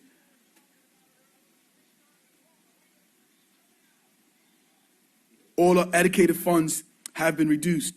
This reduction is no way present, and strategic goal number 2, legislation and operation. The department recognizes it is its responsibility to manage and monitor daily operations to achieve the mandate in facilitating legitimate trade, assessing and collecting the government's revenue, and interdicting drugs and contraband. The ability to operate in the environment free from obstacles and barriers while complying with customs laws is the ultimate goal. Hence, the goal is to provide new legislation that will support the department's operational needs, both present and future. The third strategic goal is policies, procedures, and the future. While the department's policies and procedures are a vital portion of its foundation, the consistent revision of these documents will provide a more positive work environment. The customs budget allocation for 2021 is $17,195,000, $250,000 more than last year. At the business level unit, the numbers are consistent with 3 notable exceptions. Business Unit 22030, airport arrivals. Travelers' budget allocation has been increased by $2,119,000. The Business Unit 22040, the airport shift B budget allocation has decreased $2,121,000. Business Unit 2280, administration budget allocation has increased by $250,000. $151,000. Madam Chairman, you will have no doubt noted from the first three of these changes for all intents and purposes cancel each other out, as this is no coincidence. Though in the fiscal year 2019-2020, the Customs Department had in place a memorandum of understanding with Customs staff as it represented the BPSU pertaining to the work shift carried out at the Aleph Wade International Airport. This MOU was scheduled to expire in March 2019. Customs staff was communicated to by the BPSU as they did not wish to renew the MOU. Amongst the reasons given for non-renewal of the MOU involved was working long shift and anti-social hours. It was suggested that the long shift left staff physically and mentally drained and impeded on the quality of life spent with their families. Consequently, Customs Management was tasked with providing an alternative shift that addressed staff concerns but did not incur excessive overtime expenditures. The solution put forward by Customs Management involved merging two business units responsible for this work at the airport and reorganizing the staff into a three-shift pattern. Each shift would have a smaller number of staff, but they will be required to work for shorter periods and fewer night shifts. This revised shift went into place on April 1st, 2019. After working the revised shifts for some weeks, the staff raised some objections and some concerns regarding the new shift arrangements. Senior management of Customs have taken these concerns seriously. However, after a number of these discussions, there continues to be some disagreements regarding the interpretation of the collective bargaining agreement, and the matter is a process for arbitration. The increased budget allotment in Business Unit 22080, the administration, is related to the Customs Department role in combating anti-money laundering and the terrorism financing. As you are aware, Madam Chairman, in recent months, the Caribbean Financial Action Task Force, or CFATF, has reviewed Bermuda's effectiveness in this area, and we are all undoubtedly heartened by its finding, and that we reported earlier this year. Bermuda received the highest rating of any jurisdiction, with 39 out of the 40 recommendations were compliant or largely compliant. The Customs Department played a major role in the success of the review and continues to play a vital role in fighting against money laundering and terrorist financing. While a successful review was important to the achievement, we cannot afford to rest on our laurels. Criminals adopt to evade the laws, so we must adopt to enforce our laws. In this vein, we, the Customs Department, have a budget allocation that has increased by $250,000. The Customs Department is known for its work in enforcing Bermuda's laws with respect to imports. However, it also has an important role in monitoring the flow of funds and valuable assets out of Bermuda. To more effectively combat illicit imports and more holistically approach the inflows and outflows in Bermuda, that is required. It is only logical that the importations of firearms and illicit narcotics are paid for somehow. However, if we ignore the fact by focusing only on the interdiction of illicit drugs instead of looking at the complete picture, we are unnecessarily limiting our option to combat the activities that harm our community. And additionally, the funding provided to Customs will help develop the world-class system of export control. To get the point, though, we take a number of steps, including amending the legislation, developing policies and procedures, staff training, communications, and the public, and the adoption of IT systems and other infrastructure. Customs also has to make significant strides in the recent months towards receiving the advanced passenger notification information from airlines in alignment with international standards. PNR information is the generic name given to detailed records created by the airlines, flight and passenger books. Access to advanced PNR information will assist Customs in addressing two objectives of improved compliance with Bermuda's laws and faster clearance and low-risk passengers. Currently, both Customs and the Department of Immigration use passenger data to help with their respective border control strategies. API is related to passenger who is, for instance, based on their passport. While API data is helpful to identify a specific person, often when the person often a person we already have that information about, such as a name which is on the list for customs, there is a growing need to have access to more detailed PNR information in light of the threats of security world over. PNR data is extracted from the person's booking and describes their journey, where the person is intended to travel or where the person has been. The PNR data is typically used by border control agencies for risk assessment to notice any suspicious trends, relationships, or travel patterns. To lay the groundwork for receiving PNR information, the Customs Department has partnered with the World Customs Organization to implement the Global Travel Assessment System, or TGAS.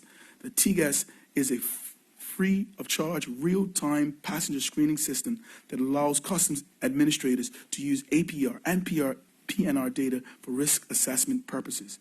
The Government Information and Technology Department has built a dedicated server for GTAS system at Customs IDT are in discussions with Collins Aerospace regarding a border management solution to meet Bermuda's specific border management requirements, in addition to supporting secure communications data between the airlines and customs.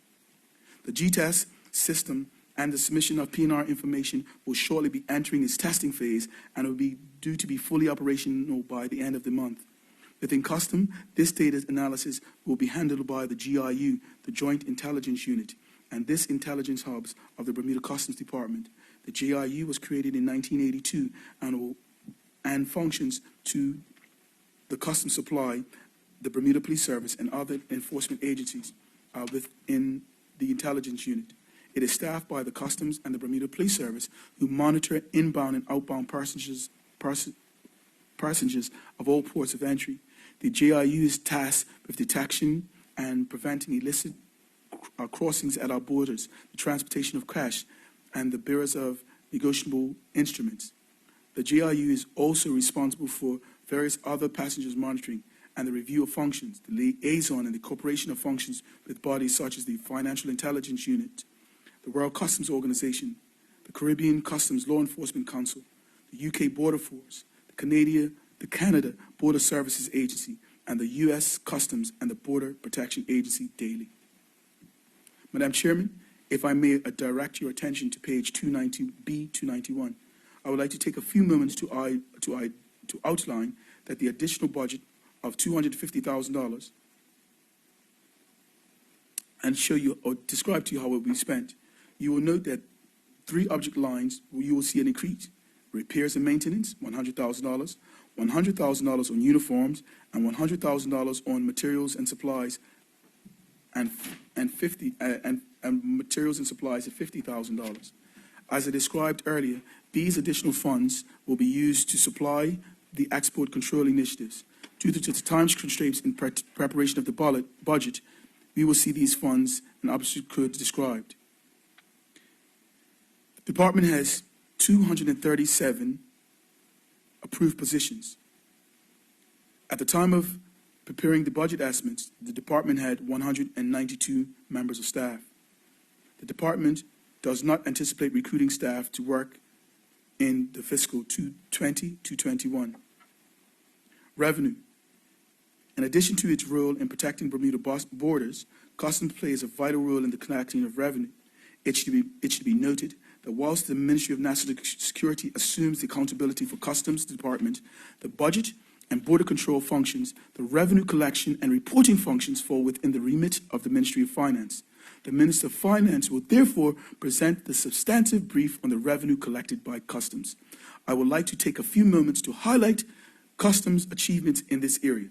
It is estimated that the Customs Department will collect taxes in excess of $238 million.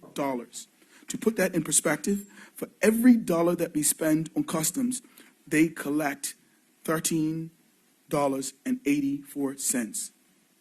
Madam Chairman, the performance measures that have been established for the department shown on B292 and B293, I am pleased to provide the following results measured against the output measures.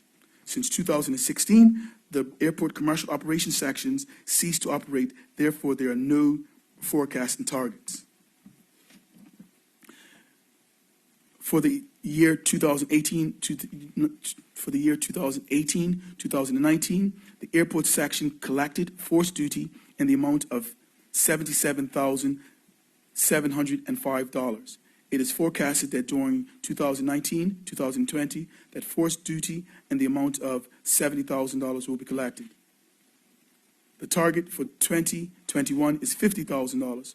For the year 2018-2019, the airport section seized illicit items on 158 occasions. The forecast during 2019-2020 is that this section should seize 150 on occasion. For the target for 2021 is 100 seizures.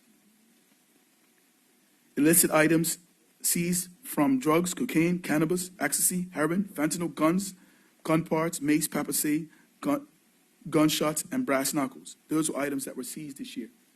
Recently, the media has reported several large seizures of illicit drugs, the interceptions of persons attempted to smuggle quantities of undeclared cash, drug seizures with a street value of just over $2 million, cash seizures, various currencies of over $200,000, undeclared and undervalued goods have been intercepted and seized over the past few months.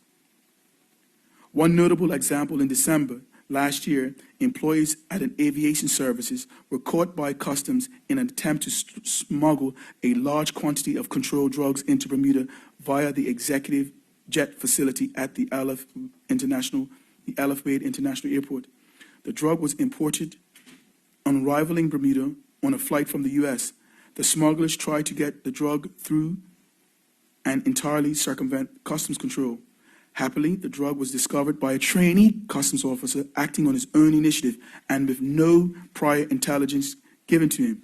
Suspicious of the interactions between the passengers and the air service agency, the colleague checked the interior of the attending air slide shuttle and found a number of suitcases filled with drugs. The Bermuda Police Services are to be commended for the subsequent raid on the local residents, resulting in the arrest of 2 passengers who arrived on the airport. The drugs seized had an estimated street value of just under $2 million. The Investigations Audit Sections played a leading role in the new initiative establishing a risk management unit. In recent months, the Caribbean Technical Assistance Center provided an advanced post-clearance audit and risk management training to a select group of managers and customs officers. CARTEC provided the customs with a comprehensive report outlining the numbers of steps to be taken to build in risk management to strengthen the overall management of the department. The establishment of a risk management unit will comprise of 2 or 3 officers who will initially work full-time on a risk management activities with a focus on gathering and analyzing information about trade, profiling significant companies, monitoring the activities and assessing them for risk, and conducting risk research into specific areas. The benefits of this initiative is to do more with the finite resource allocated to customs by focusing on areas that are of greatest concerns.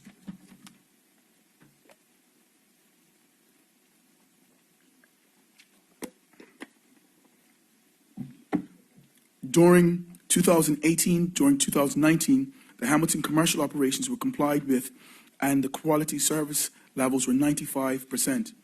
53,000 declarations were submitted. 2019-2020, it is forecasted that the commercial operations will meet the quality service levels of 90%, or 60,000 declarations, and similar levels were targeted for 2020-2021. In connection with my comments on the investigation audit section, the risk management initiative, the commercial operations intends to leverage this work to more efficiently provide a better service to all of its stakeholders. The risk management initiative will allow the commercial operations to create a program of enhanced facilitation to manage the importation and the implementation of a trusted trader program. Qualifying trusted traders, those importers deemed low risk with a proven track record of compliance with Bermuda's customs laws, should see a simplification of the requirements by customs. This in turn will allow our office to focus their efforts on areas of greater risk. In 2018-2019, vehicle clearance prepared and issued invoices with the value of just over $1 million. $162,000 to the services of ships, container fees, and light dues. In 2019-2020, it is forecasted that they will have a value in excess of $960,000. The current vessel clearance unit is preparing to conduct its duties in connection with the upcoming Newport to Bermuda race. As in previous years, this section is determined to contribute to the successes by providing round-the-clock coverage and ensuring that Bermudians' laws are upheld during the exciting activities to be held during the race. Also, with the cruise ship season starting in April, the vessel clearance team will be busy servicing the arriving vessels. In addition to processing, leaving, and returning cruise ships, acting upon received intelligence, the vessel clearance team inspects cabins and storage compartments for concealed and illicit items. Following the direction from the Ministry of Health, customs officers, and cruise ship ports, other ports of entries look out for individuals who may have the coronavirus. Customs officers ask a series of questions, including whether the traveler has been at any risk countries within the last 21 days. Officers also observe the demeanor of the traveler and if they appear to be unwell, if they have a temperature, or if they look sick in any overt or obvious manner. They will, if any of those matters, if they appear to be sick in any way, they will refer the traveler to the port health officer. If the port health officer is not on site, the traveler will be provided with a mask and isolated from others while arrangements are made for them to be transferred to the hospital. Interdiction.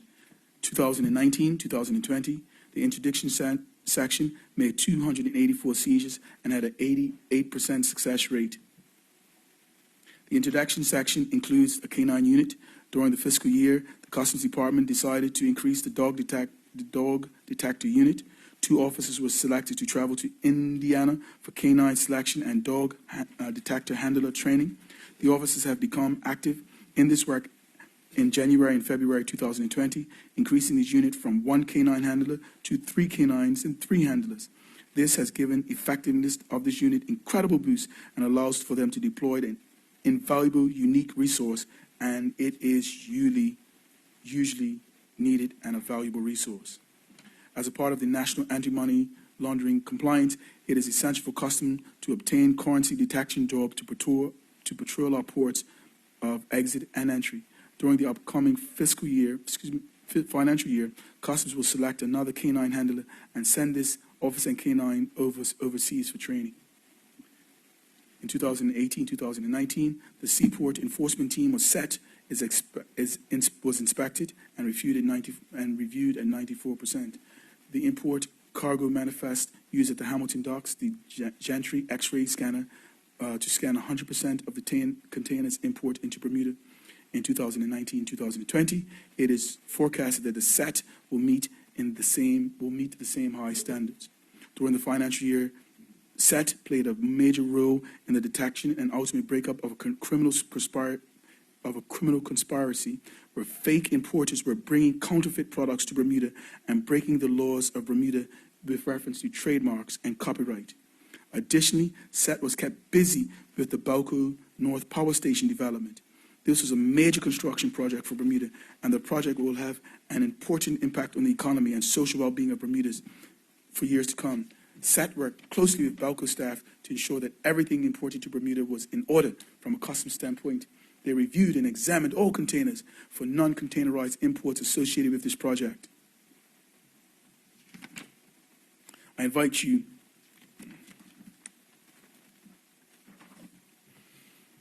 Madam Chairman, with your leave, I'd like to move to Head 25.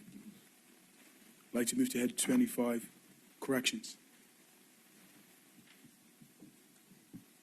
Madam Chairman, it is my pleasure to present Head 25, Department of Corrections. The proposed budget for the Department of Corrections is reflected at $25,582,000. It is the mission of the Department of Corrections It is a mission of the corrections as an operation of humanity to protect the public and to provide rehabilitation services. It is impossible to speak of the department without considering the persons that is impacted to serve. The staff, who are the greatest asset to the department, the inmates whose rehabilitation is entrusted to the department, the communities whose safety we guard and whose family we place in our care. The strategic plan for 2018-2020 has served to guide to fulfill this mission, and some of the targets met for fiscal 19-2020 within the specific goals include staff development and training in 2019-2020, over 2,684 staff training hours for the year. The management team conducted training of new divisional officers, principal officers, senior nursing officers. Over 121 officers were trained in CPR and first aid. There were programs that were training with rehabilitation programs to the upgrade of the computer lab. There were programs with Minors Life for Violence Offenders, introduction of a harmful sexual program for sex offenders, life after incarcerated programs for women resource centers for women at the correctional facilities. 2 staff members were trained as facilitators for training and thinking for training. 3 staff members were trained for becoming facilitators for the National Center for Construction Education Research. 40 inmates were certified for CPR and first aid. 5 inmates were successful in obtaining their GED. The training, 5 officers, the use of force training was given to 133 members of staff. Staff were training use of force trainers. There were CCTV upgrades to the farm and to Westgate. New CCTV was installed at the Kuwait Correctional Facility. High risk offender management program. Razor wire fencing was at the Westgate.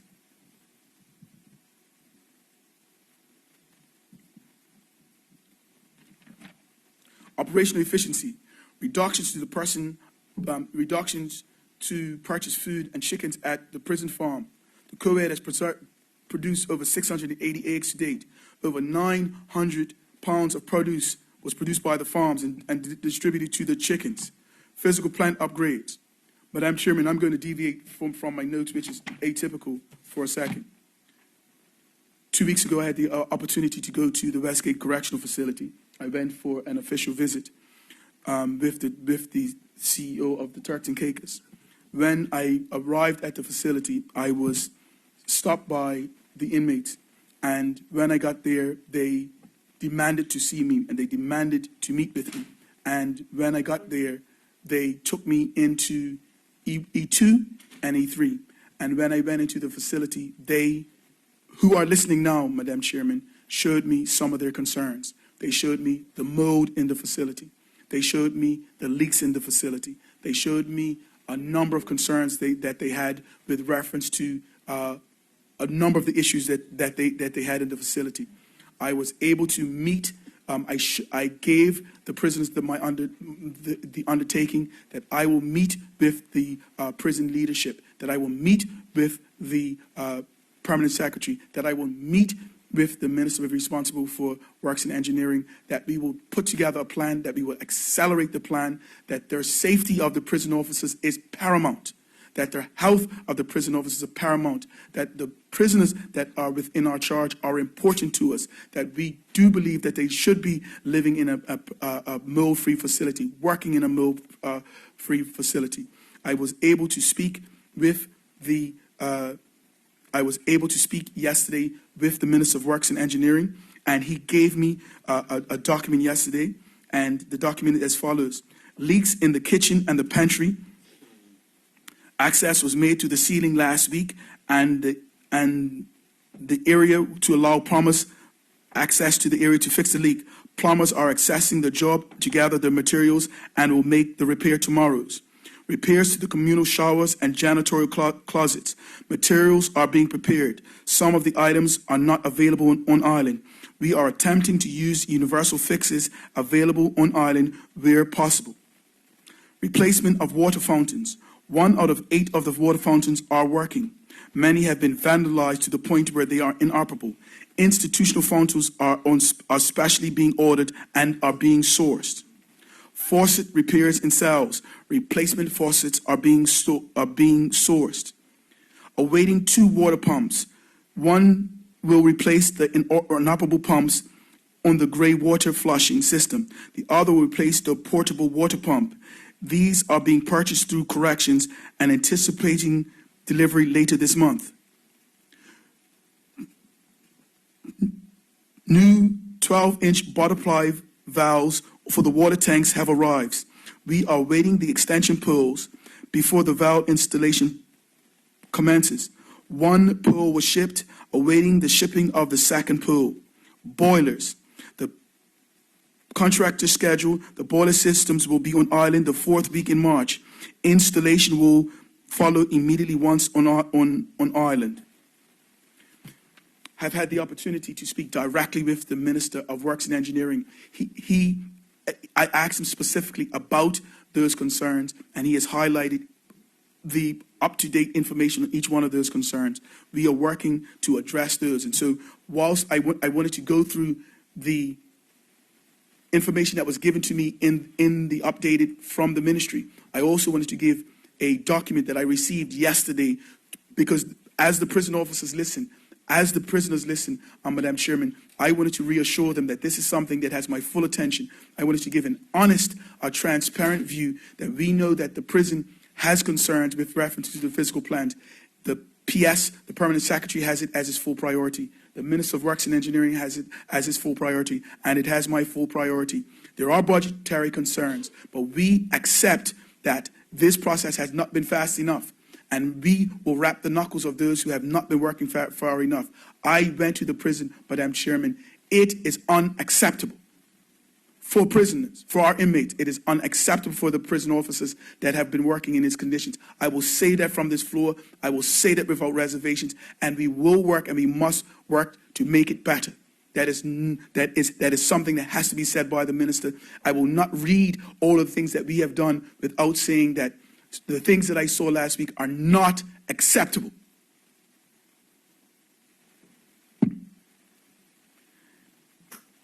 Efficient and prudent management provided for training and budget managers. Complete an audit of materials and supplies.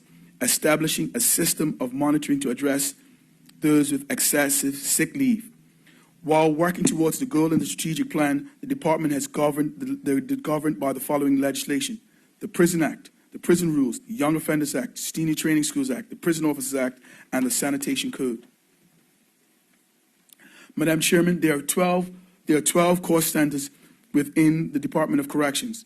However, I will speak directly to the major cost centers. The current expenditure, which is found at B289, is the estimated cost center will be $25,582,000, which represents an increase of $500,000 in the budget of this year. 2021 budget provides the funding for 236 full-time employees shown on page B95. In addition to full-time employees, it will fund facilitators and teachers to the inmate programs. At present, there are 190 full-time staff with an authorized strength of 250.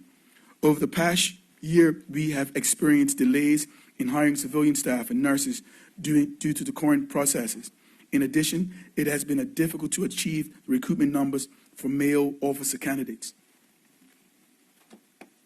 The cost centers represents $4,393,000, or 17%. Corrections headquarters, under the general direction of the Commissioner, Assistant Commissioner, and Program Director, directives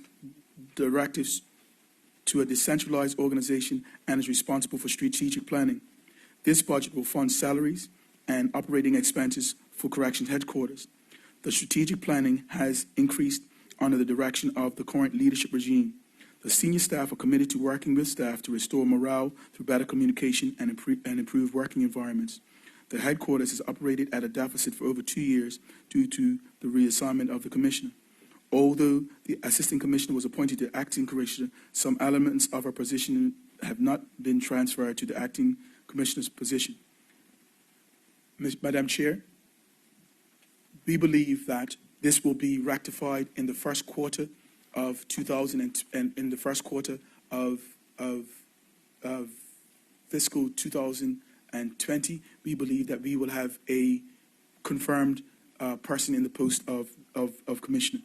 This has caused some ripple effect as a person assuming then the role of their job and the basic requirements of the department, and at times being affected on the normal operations, such as not completing vendor and other roles. Madam Chairman, in addition, Corrections Headquarters, there are 3 correctional facilities, each one fulfilling the mandate to specific populations they house. The cost center of the farm facility represents $3,280,000, or 13%. The farm facility is an adult male minimum security facility with the capacity to house 93 inmates. Inmates must have completed their core sentence plan requirements to be classified as minimum or low risk to be housed at this facility. Inmates are also involved with work release programs, charity programs, and other ongoing programs within the facility. This year, 15 inmates are enrolled with work release programs and 10 inmates participated in charity work programs. The plan for this upcoming fiscal year is to increase the number of inmates on work release and charity within the program, being geared toward facilitating the regress from government departments. This will be done in an effort to provide cost savings to the Bermuda government as a whole.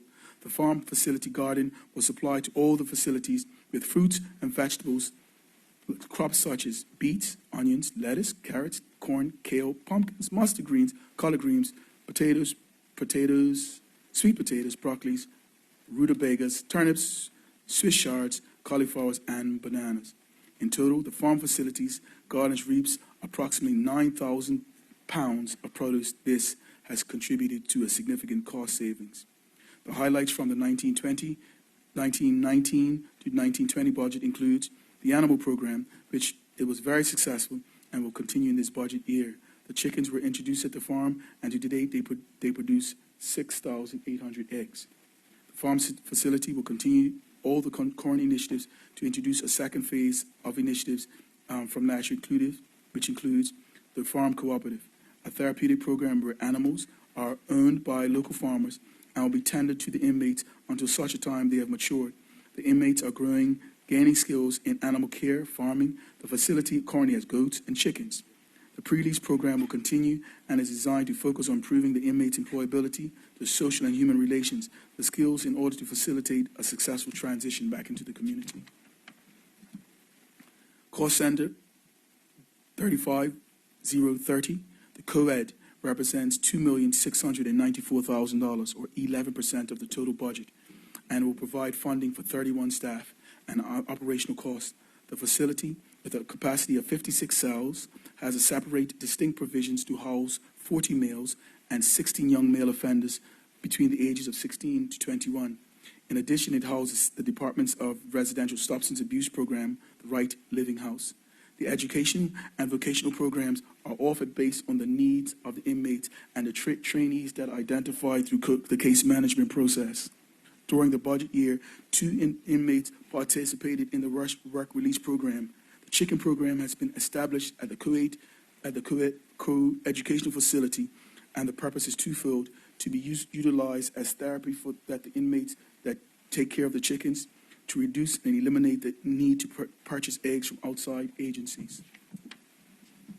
A small garden is provided, various herbs and peppers that have been used in the facility's kitchen. During the budget years, inmates participated in therapeutic yoga classes and coping with stress. The Women's Resource Center was contracted to provide life after incarceration, where inmates participated in group sessions which were aimed to assist them in reintegration back into the community, and was also to provide them support upon release. Both the yoga and life after incarceration will continue in the fiscal 2021.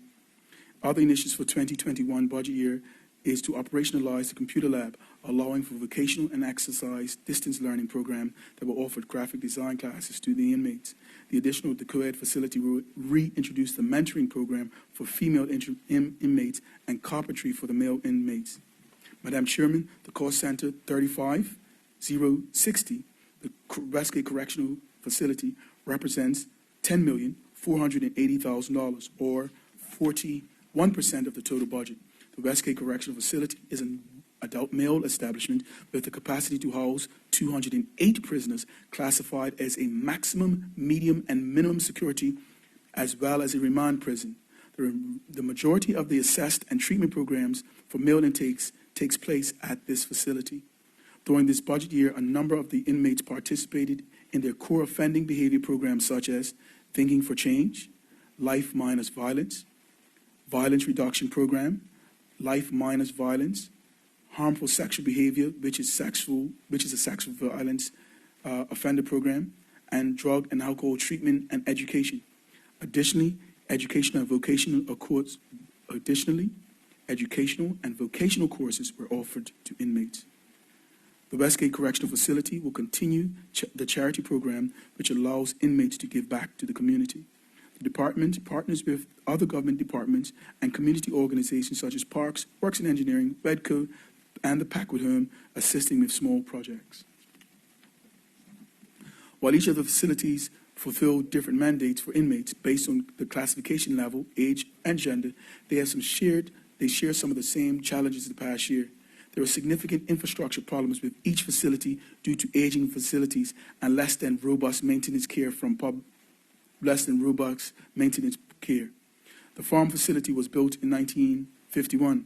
The co-ed facility was built in 1985. The Westgate Correctional Facility was built in 1994.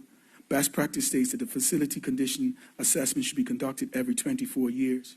Mold, rusting doors, inoperable windows, plumbing faults, poor ventilation plague the facilities. The Westgate Correctional Facility has been without hot water for over 2 years. Replacement boilers were scheduled to be on island for installment on March 13th. During the past fiscal year, outside cleaning companies were brought in to clean areas unable to be addressed through normal cleaning regime. However, the recognized results were short-lived due to the leaks and plumbing issues.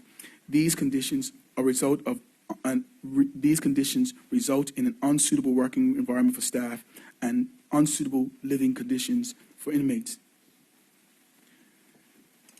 There was one major inmate target assault on staff and 2 minor assaults this past year, resulting in staff injuries. All facilities were impacted by labor disputes with the Prison Officers Association. The dispute increased the overtime budget as payouts had to be made to the Bermuda Police Service for assistance with security and escorts. The Right Living House program regime was changed due to staff shortages, and many programs such as the GED, motor mechanics, and other programs were suspended. Whilst the overall population is not at capacity at 183, sentenced and on remand, the makeup of current offender population creates challenges. Those serving life sentences now make up 26% of the total sentenced inmate population. Many of those serving life sentences must complete at least 30 years of their sentence prior to parole eligibility. In addition, the Corrections Department has seen an increase in inmates with mental health issues such as depression, anxiety, panic disorder, and other trauma-related issues.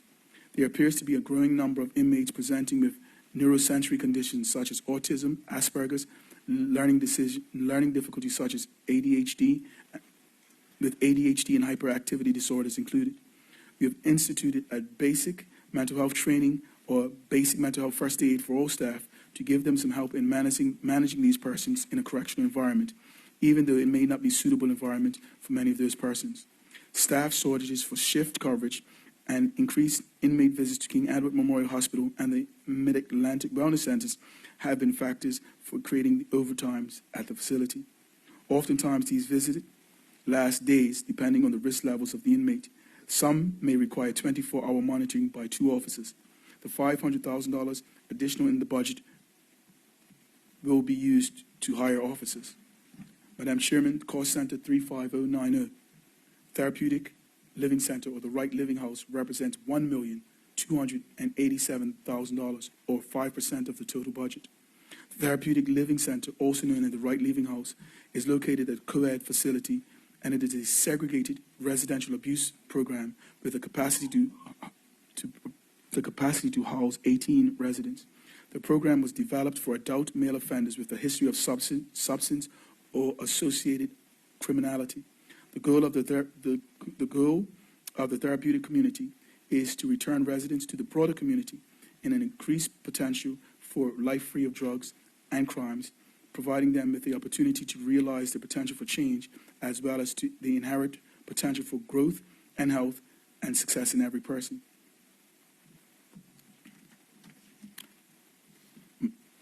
Inmate services and programs are designed to meet the needs of inmates with the individual case plans.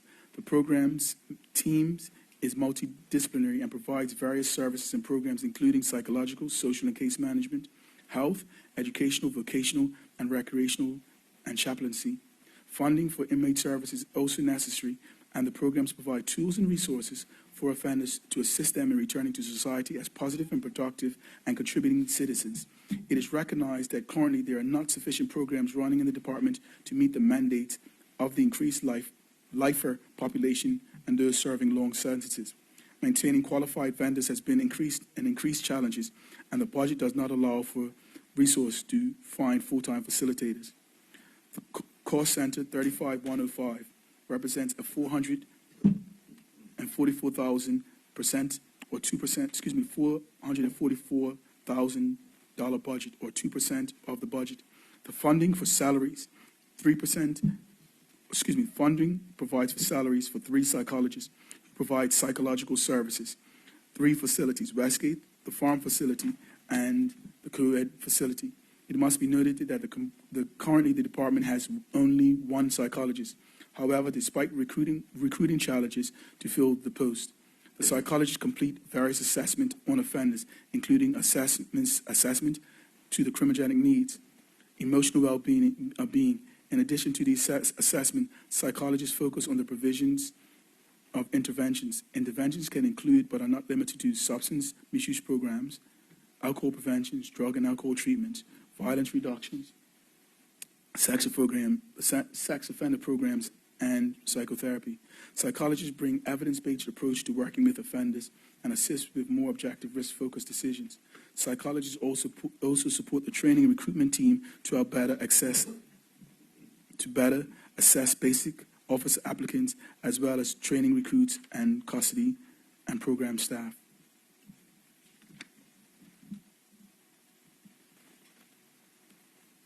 Cost Center 35106 represents $859,000, 3% of the total budget. Funding provides for staff for 2 social workers or 5 case managers or assessment and contracted specific providers.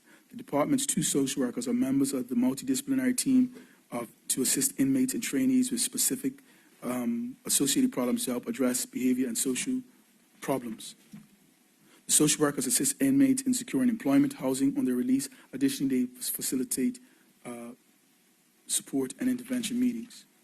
Mr. Chairman, Cost Center 35108, Educational Services, $250,000, $252,000 or 1% of the total budget. The allocation provides for salaries for educational supplies.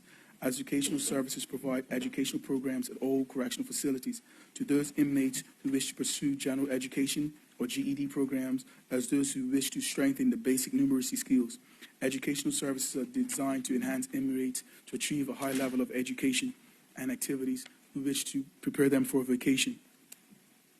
Approximately 38 inmates have been actively engaged in educational classes. During the fiscal year, 4 persons have achieved their GED.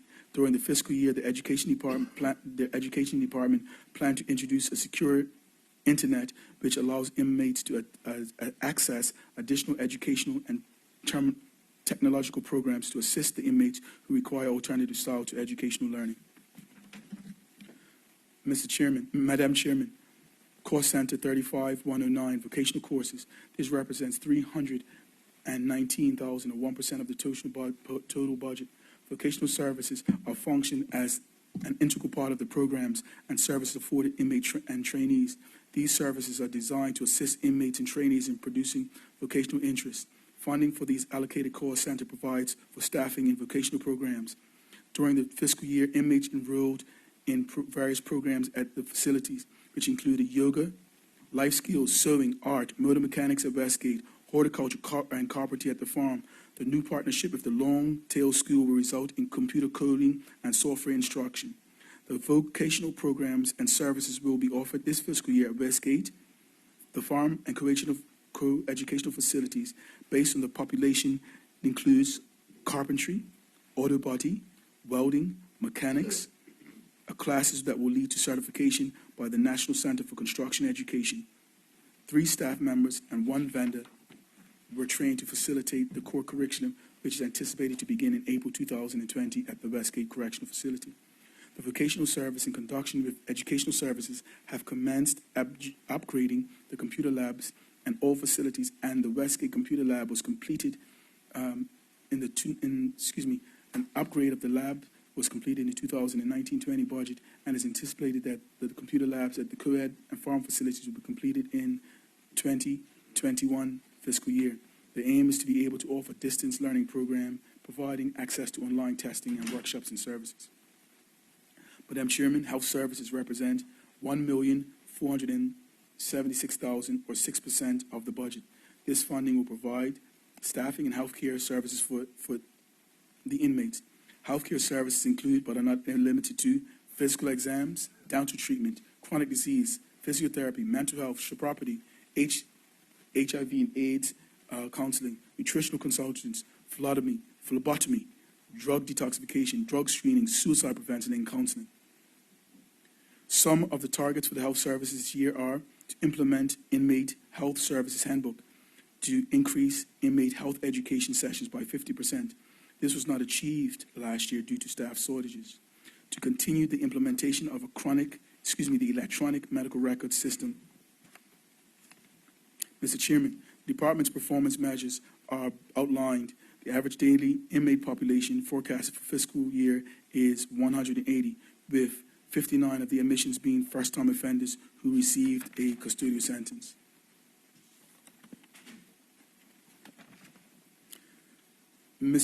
Madam Chairman, despite the challenges faced by the Department of Corrections, the staff remain dedicated to seek ways to address them, including working with union representatives and other stakeholders partners in order to achieve the mission statement and mandate. Security breaches remain a concern, and there have been breaches to the outer perimeter that have been intercepted by correction staff. Recently, persons have been utilizing drones to attempt security breaches. The department has been working with government and external agencies to address the challenge. The physical plant deficiencies have impacted staff and inmate morale. These conditions create an environment that is not conducive to rehabilitation. The department will continue to work with government and partner agencies to bring facilities into acceptable standards, maintaining staffing levels due to resignations and retirement. The department has taken advantage of the legislation which allows officers to defer the retirement based on the needs of the department. The Department of Corrections will undertake the following initiatives in the budget, 2021 budget: to continue to conduct legislative review so our legislation meets current standards, recruitment to fill various vacant posts and civilian and custodial staff, to continue to implement the strategic plan, implementation of new shift cycles to allow the best use of our staffing and work regimes. This will assist our facilities in becoming more financially and beneficial to our operating budget. The introduction to the amended legislation to the criminal code and sex offender management to the department to work closely with other government departments as a part of an offender risk management team to ensure the supervision, rehabilitation, and monitoring of sex offenders during and upon the release from prison. It is a vision of the department that these objectives are obtained, then the people of Bermuda, staff, inmates, and community members will appreciate that the Department of Corrections makes an effective contribution to the public and the safety and the rehabilitation of offenders.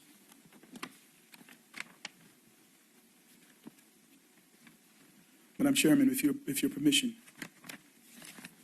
I would like to move Head 45, Bermuda Fire and Rescue Service. The mission of the Bermuda Fire and Rescue Service is to serve and to protect, to provide adequate fire and protection and emergency medical services to all areas of the island, to extinguish fires, to protect the life, the liberty in case of fire, road accident, and other calamities as defined by the Fire Service Act and subsequent regulations, to provide aircraft rescue firefighting at the LF Wade International Airport. To support this mission, there are 6 main objectives: to implement the Fire Home Fire Service Program, to implement the Fire Safety Act 2014, to continue to this recertification in aircraft firefighting for personnel attached to the Airport Division, to introduce core competency skills training program for all firefighters, to continue leadership training courses for middle managers, to continue training courses for succession planning for senior managers. Madam Chairman, the total funding for the Fire and Rescue Services for this coming year is $14,377,000, which reflects an increase of $1,249,000. $125 million increase is attributed to recruitment for 12 new firefighters and the associated costs. The new recruits start in April 2020. The responsibility for the training section is to create an educational scheme that will ensure that the EMT structure certifications and leadership training courses are up to international standards. The budget on page 2000, the budget on page 3, the budget on page B302 has a budget of $302,000, which is an increase of approximately $189,000. This section has attributed to the following: the new recruits are training at the Fire Emergency Service Training Institute in Toronto. Bermuda does not have a training facility, and the firefighters have to train and travel to Canada. $12,000 per man to complete the courses in Canada. Our course is $65,000 in Canada. There is an anticipation that 12 firefighters at the annual salaries, the total cost is $842,000 a year, with a per diem of $37,000. The international standards for a firefighter has morphed into an arena of preparedness. The firemen psychologically $7,000 to combat many traumatic events that they encounter in the field. They need a fire retardant and durable uniforms and special foot grade coverage for all terrain. Their kit costs $12,000 per firefighter. The firemen will have to be chaperoned by experienced officers from the training division to ensure that they are equipped to learn the EMT and structure segments. The specialized course will tax their endurance and mold them the rigors of the fire hazards and the emergency and medical emergencies. The transportation and van hirings will be at $2,600. This is required to get our firemen from one command station to another. This training is vital for the betterment and safety and care of our community towards our mission, and that is to serve and to protect. Some of our troops will be sent to Dallas, Texas, and they will be recertified in air, rescue, and firefighting, emergency medical services recertification, continuing education units, advanced emergency medical technicians. Past accomplishments in 2019, succession planning sent by Divisional Officers Taylor and Denkins, completion of the International Brigades Command Course. Mechanics, Mr. Honoré completed the Rosenbauer truck maintenance training. Firefighters Decudo and Bailey completed Watch Commanders recertification in Texas. Caribbean Chiefs Conference, CFO Burgess, creating collaborative fire department plan for support after national disasters. Human Resources, Mr. Marshall, an upgrade for all of the human resources certifications. Madam Chairman, the National Security has approved $1,145,000 of capital acquisition funding for the Bermuda Fire Service. This funding will allow the Bermuda Fire Service to continue with the acquisition and the build of the turntable ladder truck that took 9 months to build. the replacement water ladder, tender, fire hose nozzles, and ambulance, 3 months to build. A fire extinguishing material or foam. The final stage of the procurement process for the breathing apparatus is underway. $669,000 has been budgeted. The apparatus is used for dangerous, such as fires confined in smoke-filled places and hazardous materials. Our department is in the process of selecting the product that provides the best value for government. Funding is also provided to acquire a life raft for water rescues capability at the L.F. Wade International Airport. The call center that provides the emergency dispatch for 911 operator calls for covering all parishes. The total complement of the 911 emergency calls is 14 personnel. Emergency calls made were 4,791, including 1,149 medical calls, 67 transports involving medics, 10 emergency calls were answered for KEMH, 5,529, including 904 for transports. Due to retired and resigned full-time employees, the budget is increased to accommodate new staff from $639,000 in 2019-2020 to $762,000 in 2020-2021, which represents a 19.25% increase.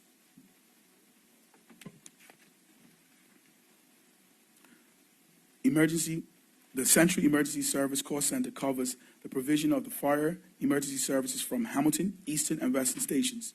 The stations respond to fire, road traffic accidents, hazard material incidents. With the consolidation of the call center now consists of total of 56 personnel providing 24/7 emergency coverage on a 4-shift system. This will increase to approximately 73 personnel after graduation of the next cohort of the fire recruits. The onboarding of new firefighters, thank you. The onboarding of new firefighters will have a significant effect on overtime that is currently being experienced due to staff shortages. Other services central to the vehicle repair, the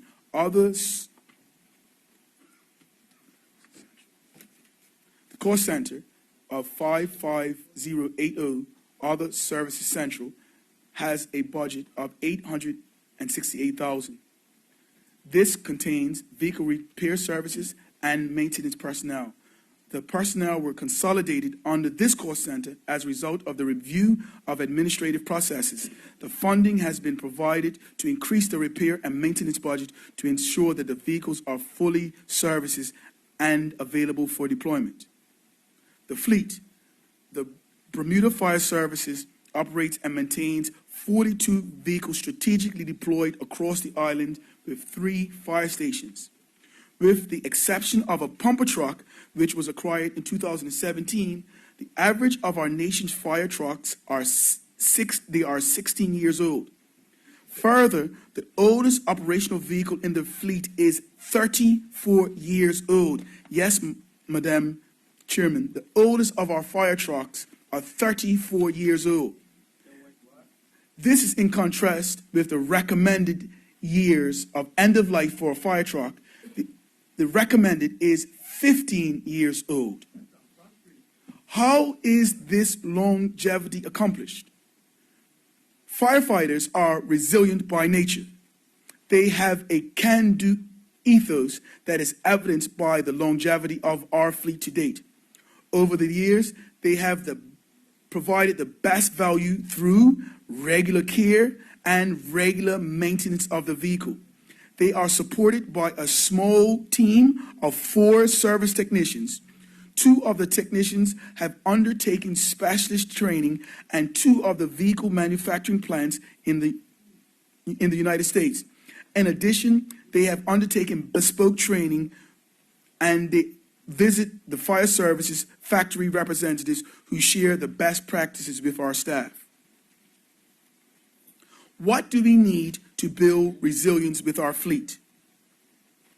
The strategic leadership team of the fire services have determined that a consistent vehicle replacement program is required.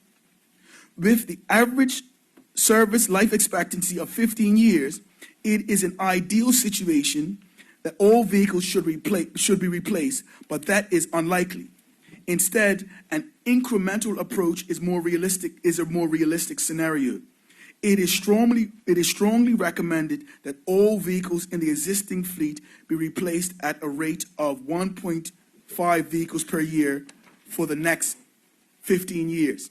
If this approach is taken, all 20 vehicles will be replaced in 15 years. What is the challenge of replacing the vehicles? The primary challenge of replacing vehicles is cost and construction time. The average replacement cost of a fire pumper vehicle is just south of $600,000. Again, Madam Chairman, the average cost of an average fire pumper vehicle is just south of $600,000, with the cost of 250 days to build. These are specialist vehicles that have to be made specifically to fit Bermuda's roads. And we have a unique road network, and they have to be made to be fit for purpose for Bermuda. The Bermuda Fire Service have put together a contingency plan.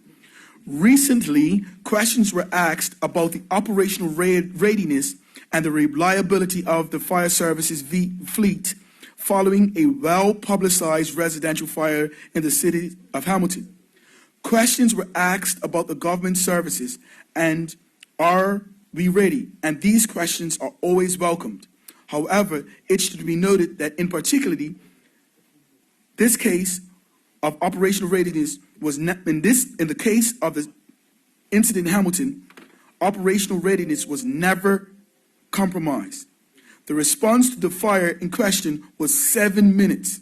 It should be reassuring to know that the fire service prepares for every eventuality, and has always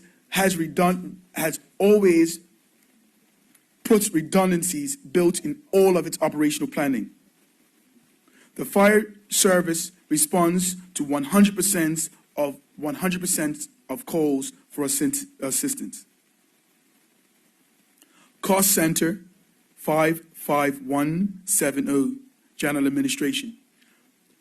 Funding for the cost center represents the consolidation of the administrative salaries, insurance, uniforms from across the Bermuda Fire and Rescue Service. The involved increase from 7 to 21 full-time employees and an increase of budget from $990,000 to $3,889,000 to reduce funds normally allocated to overtime. Airport Fire Station. The cost center provides emergency aircraft and rescue and firefighting services at the Al Wade International Airport as prescribed by the Overseas Territory Aviation Requirement as part of the 140 and the Bermuda Department of Civil Aviation. The Al Wade International Airport operates as a Category 9 airport. There were 2 people promoted to the rank of crew commanders, Mr. Bromwell and Mr. Bailey. 4 firefighters promoted to the rank of sergeant. In that division, operation division, were Mr. Mundy, Mr. Lowe, Mr. White, and Mr. Robinson. This call center has 17 personnel in total, and a reduction in full-time employees of 100% due to retirees or people retiring or to people resigning.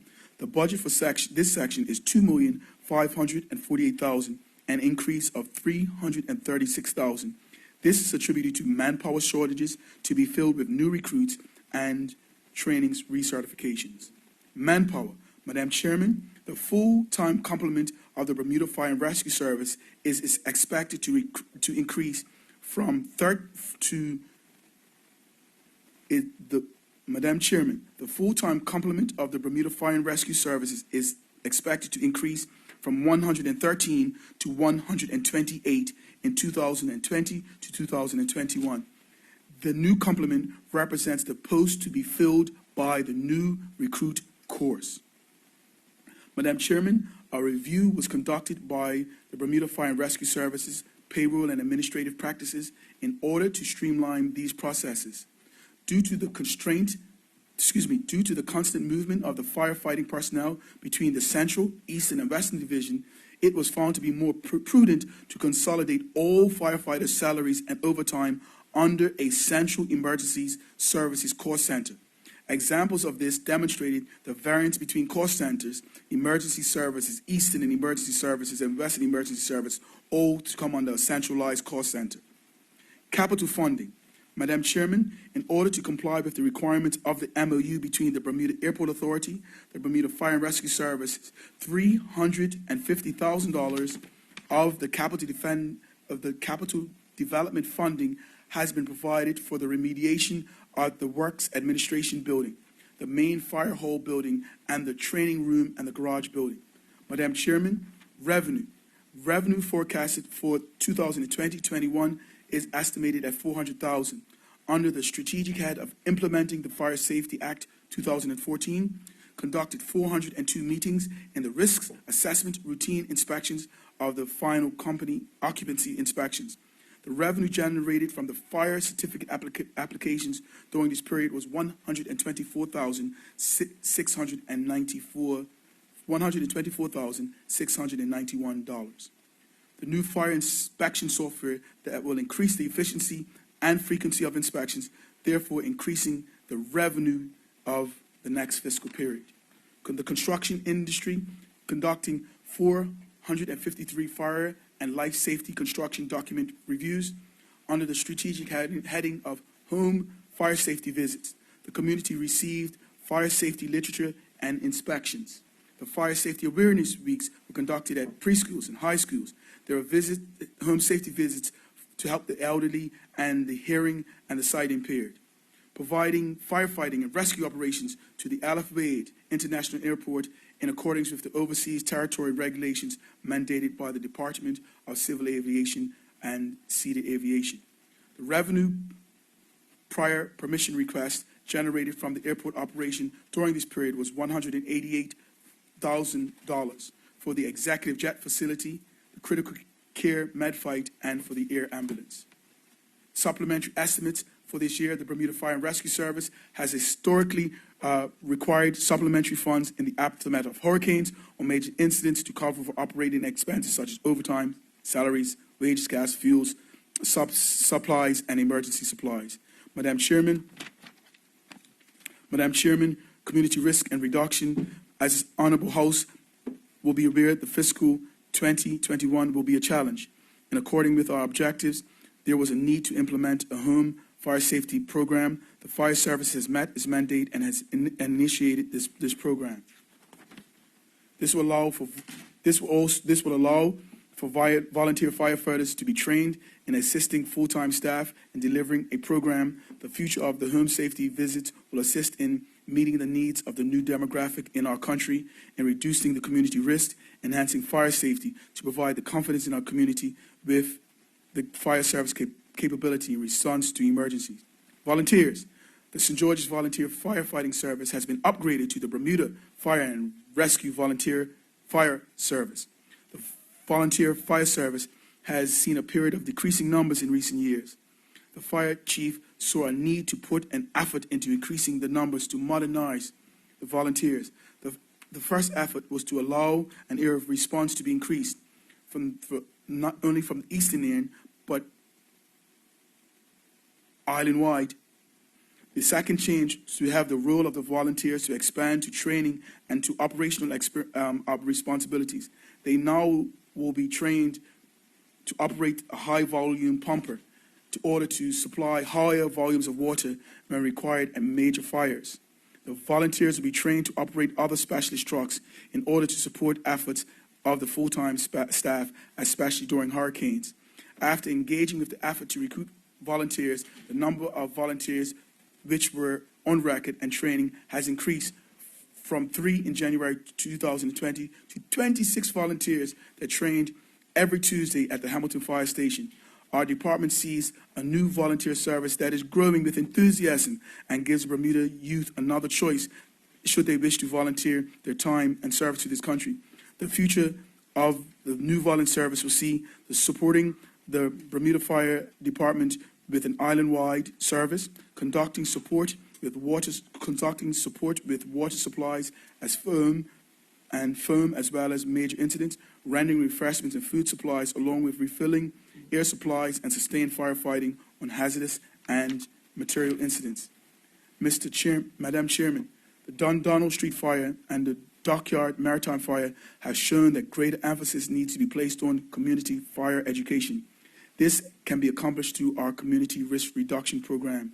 Fire safety, prevention visits, radio commercials, and social media can be used to help us reach maritime users, businesses, insurance companies, private dwellings, and schools.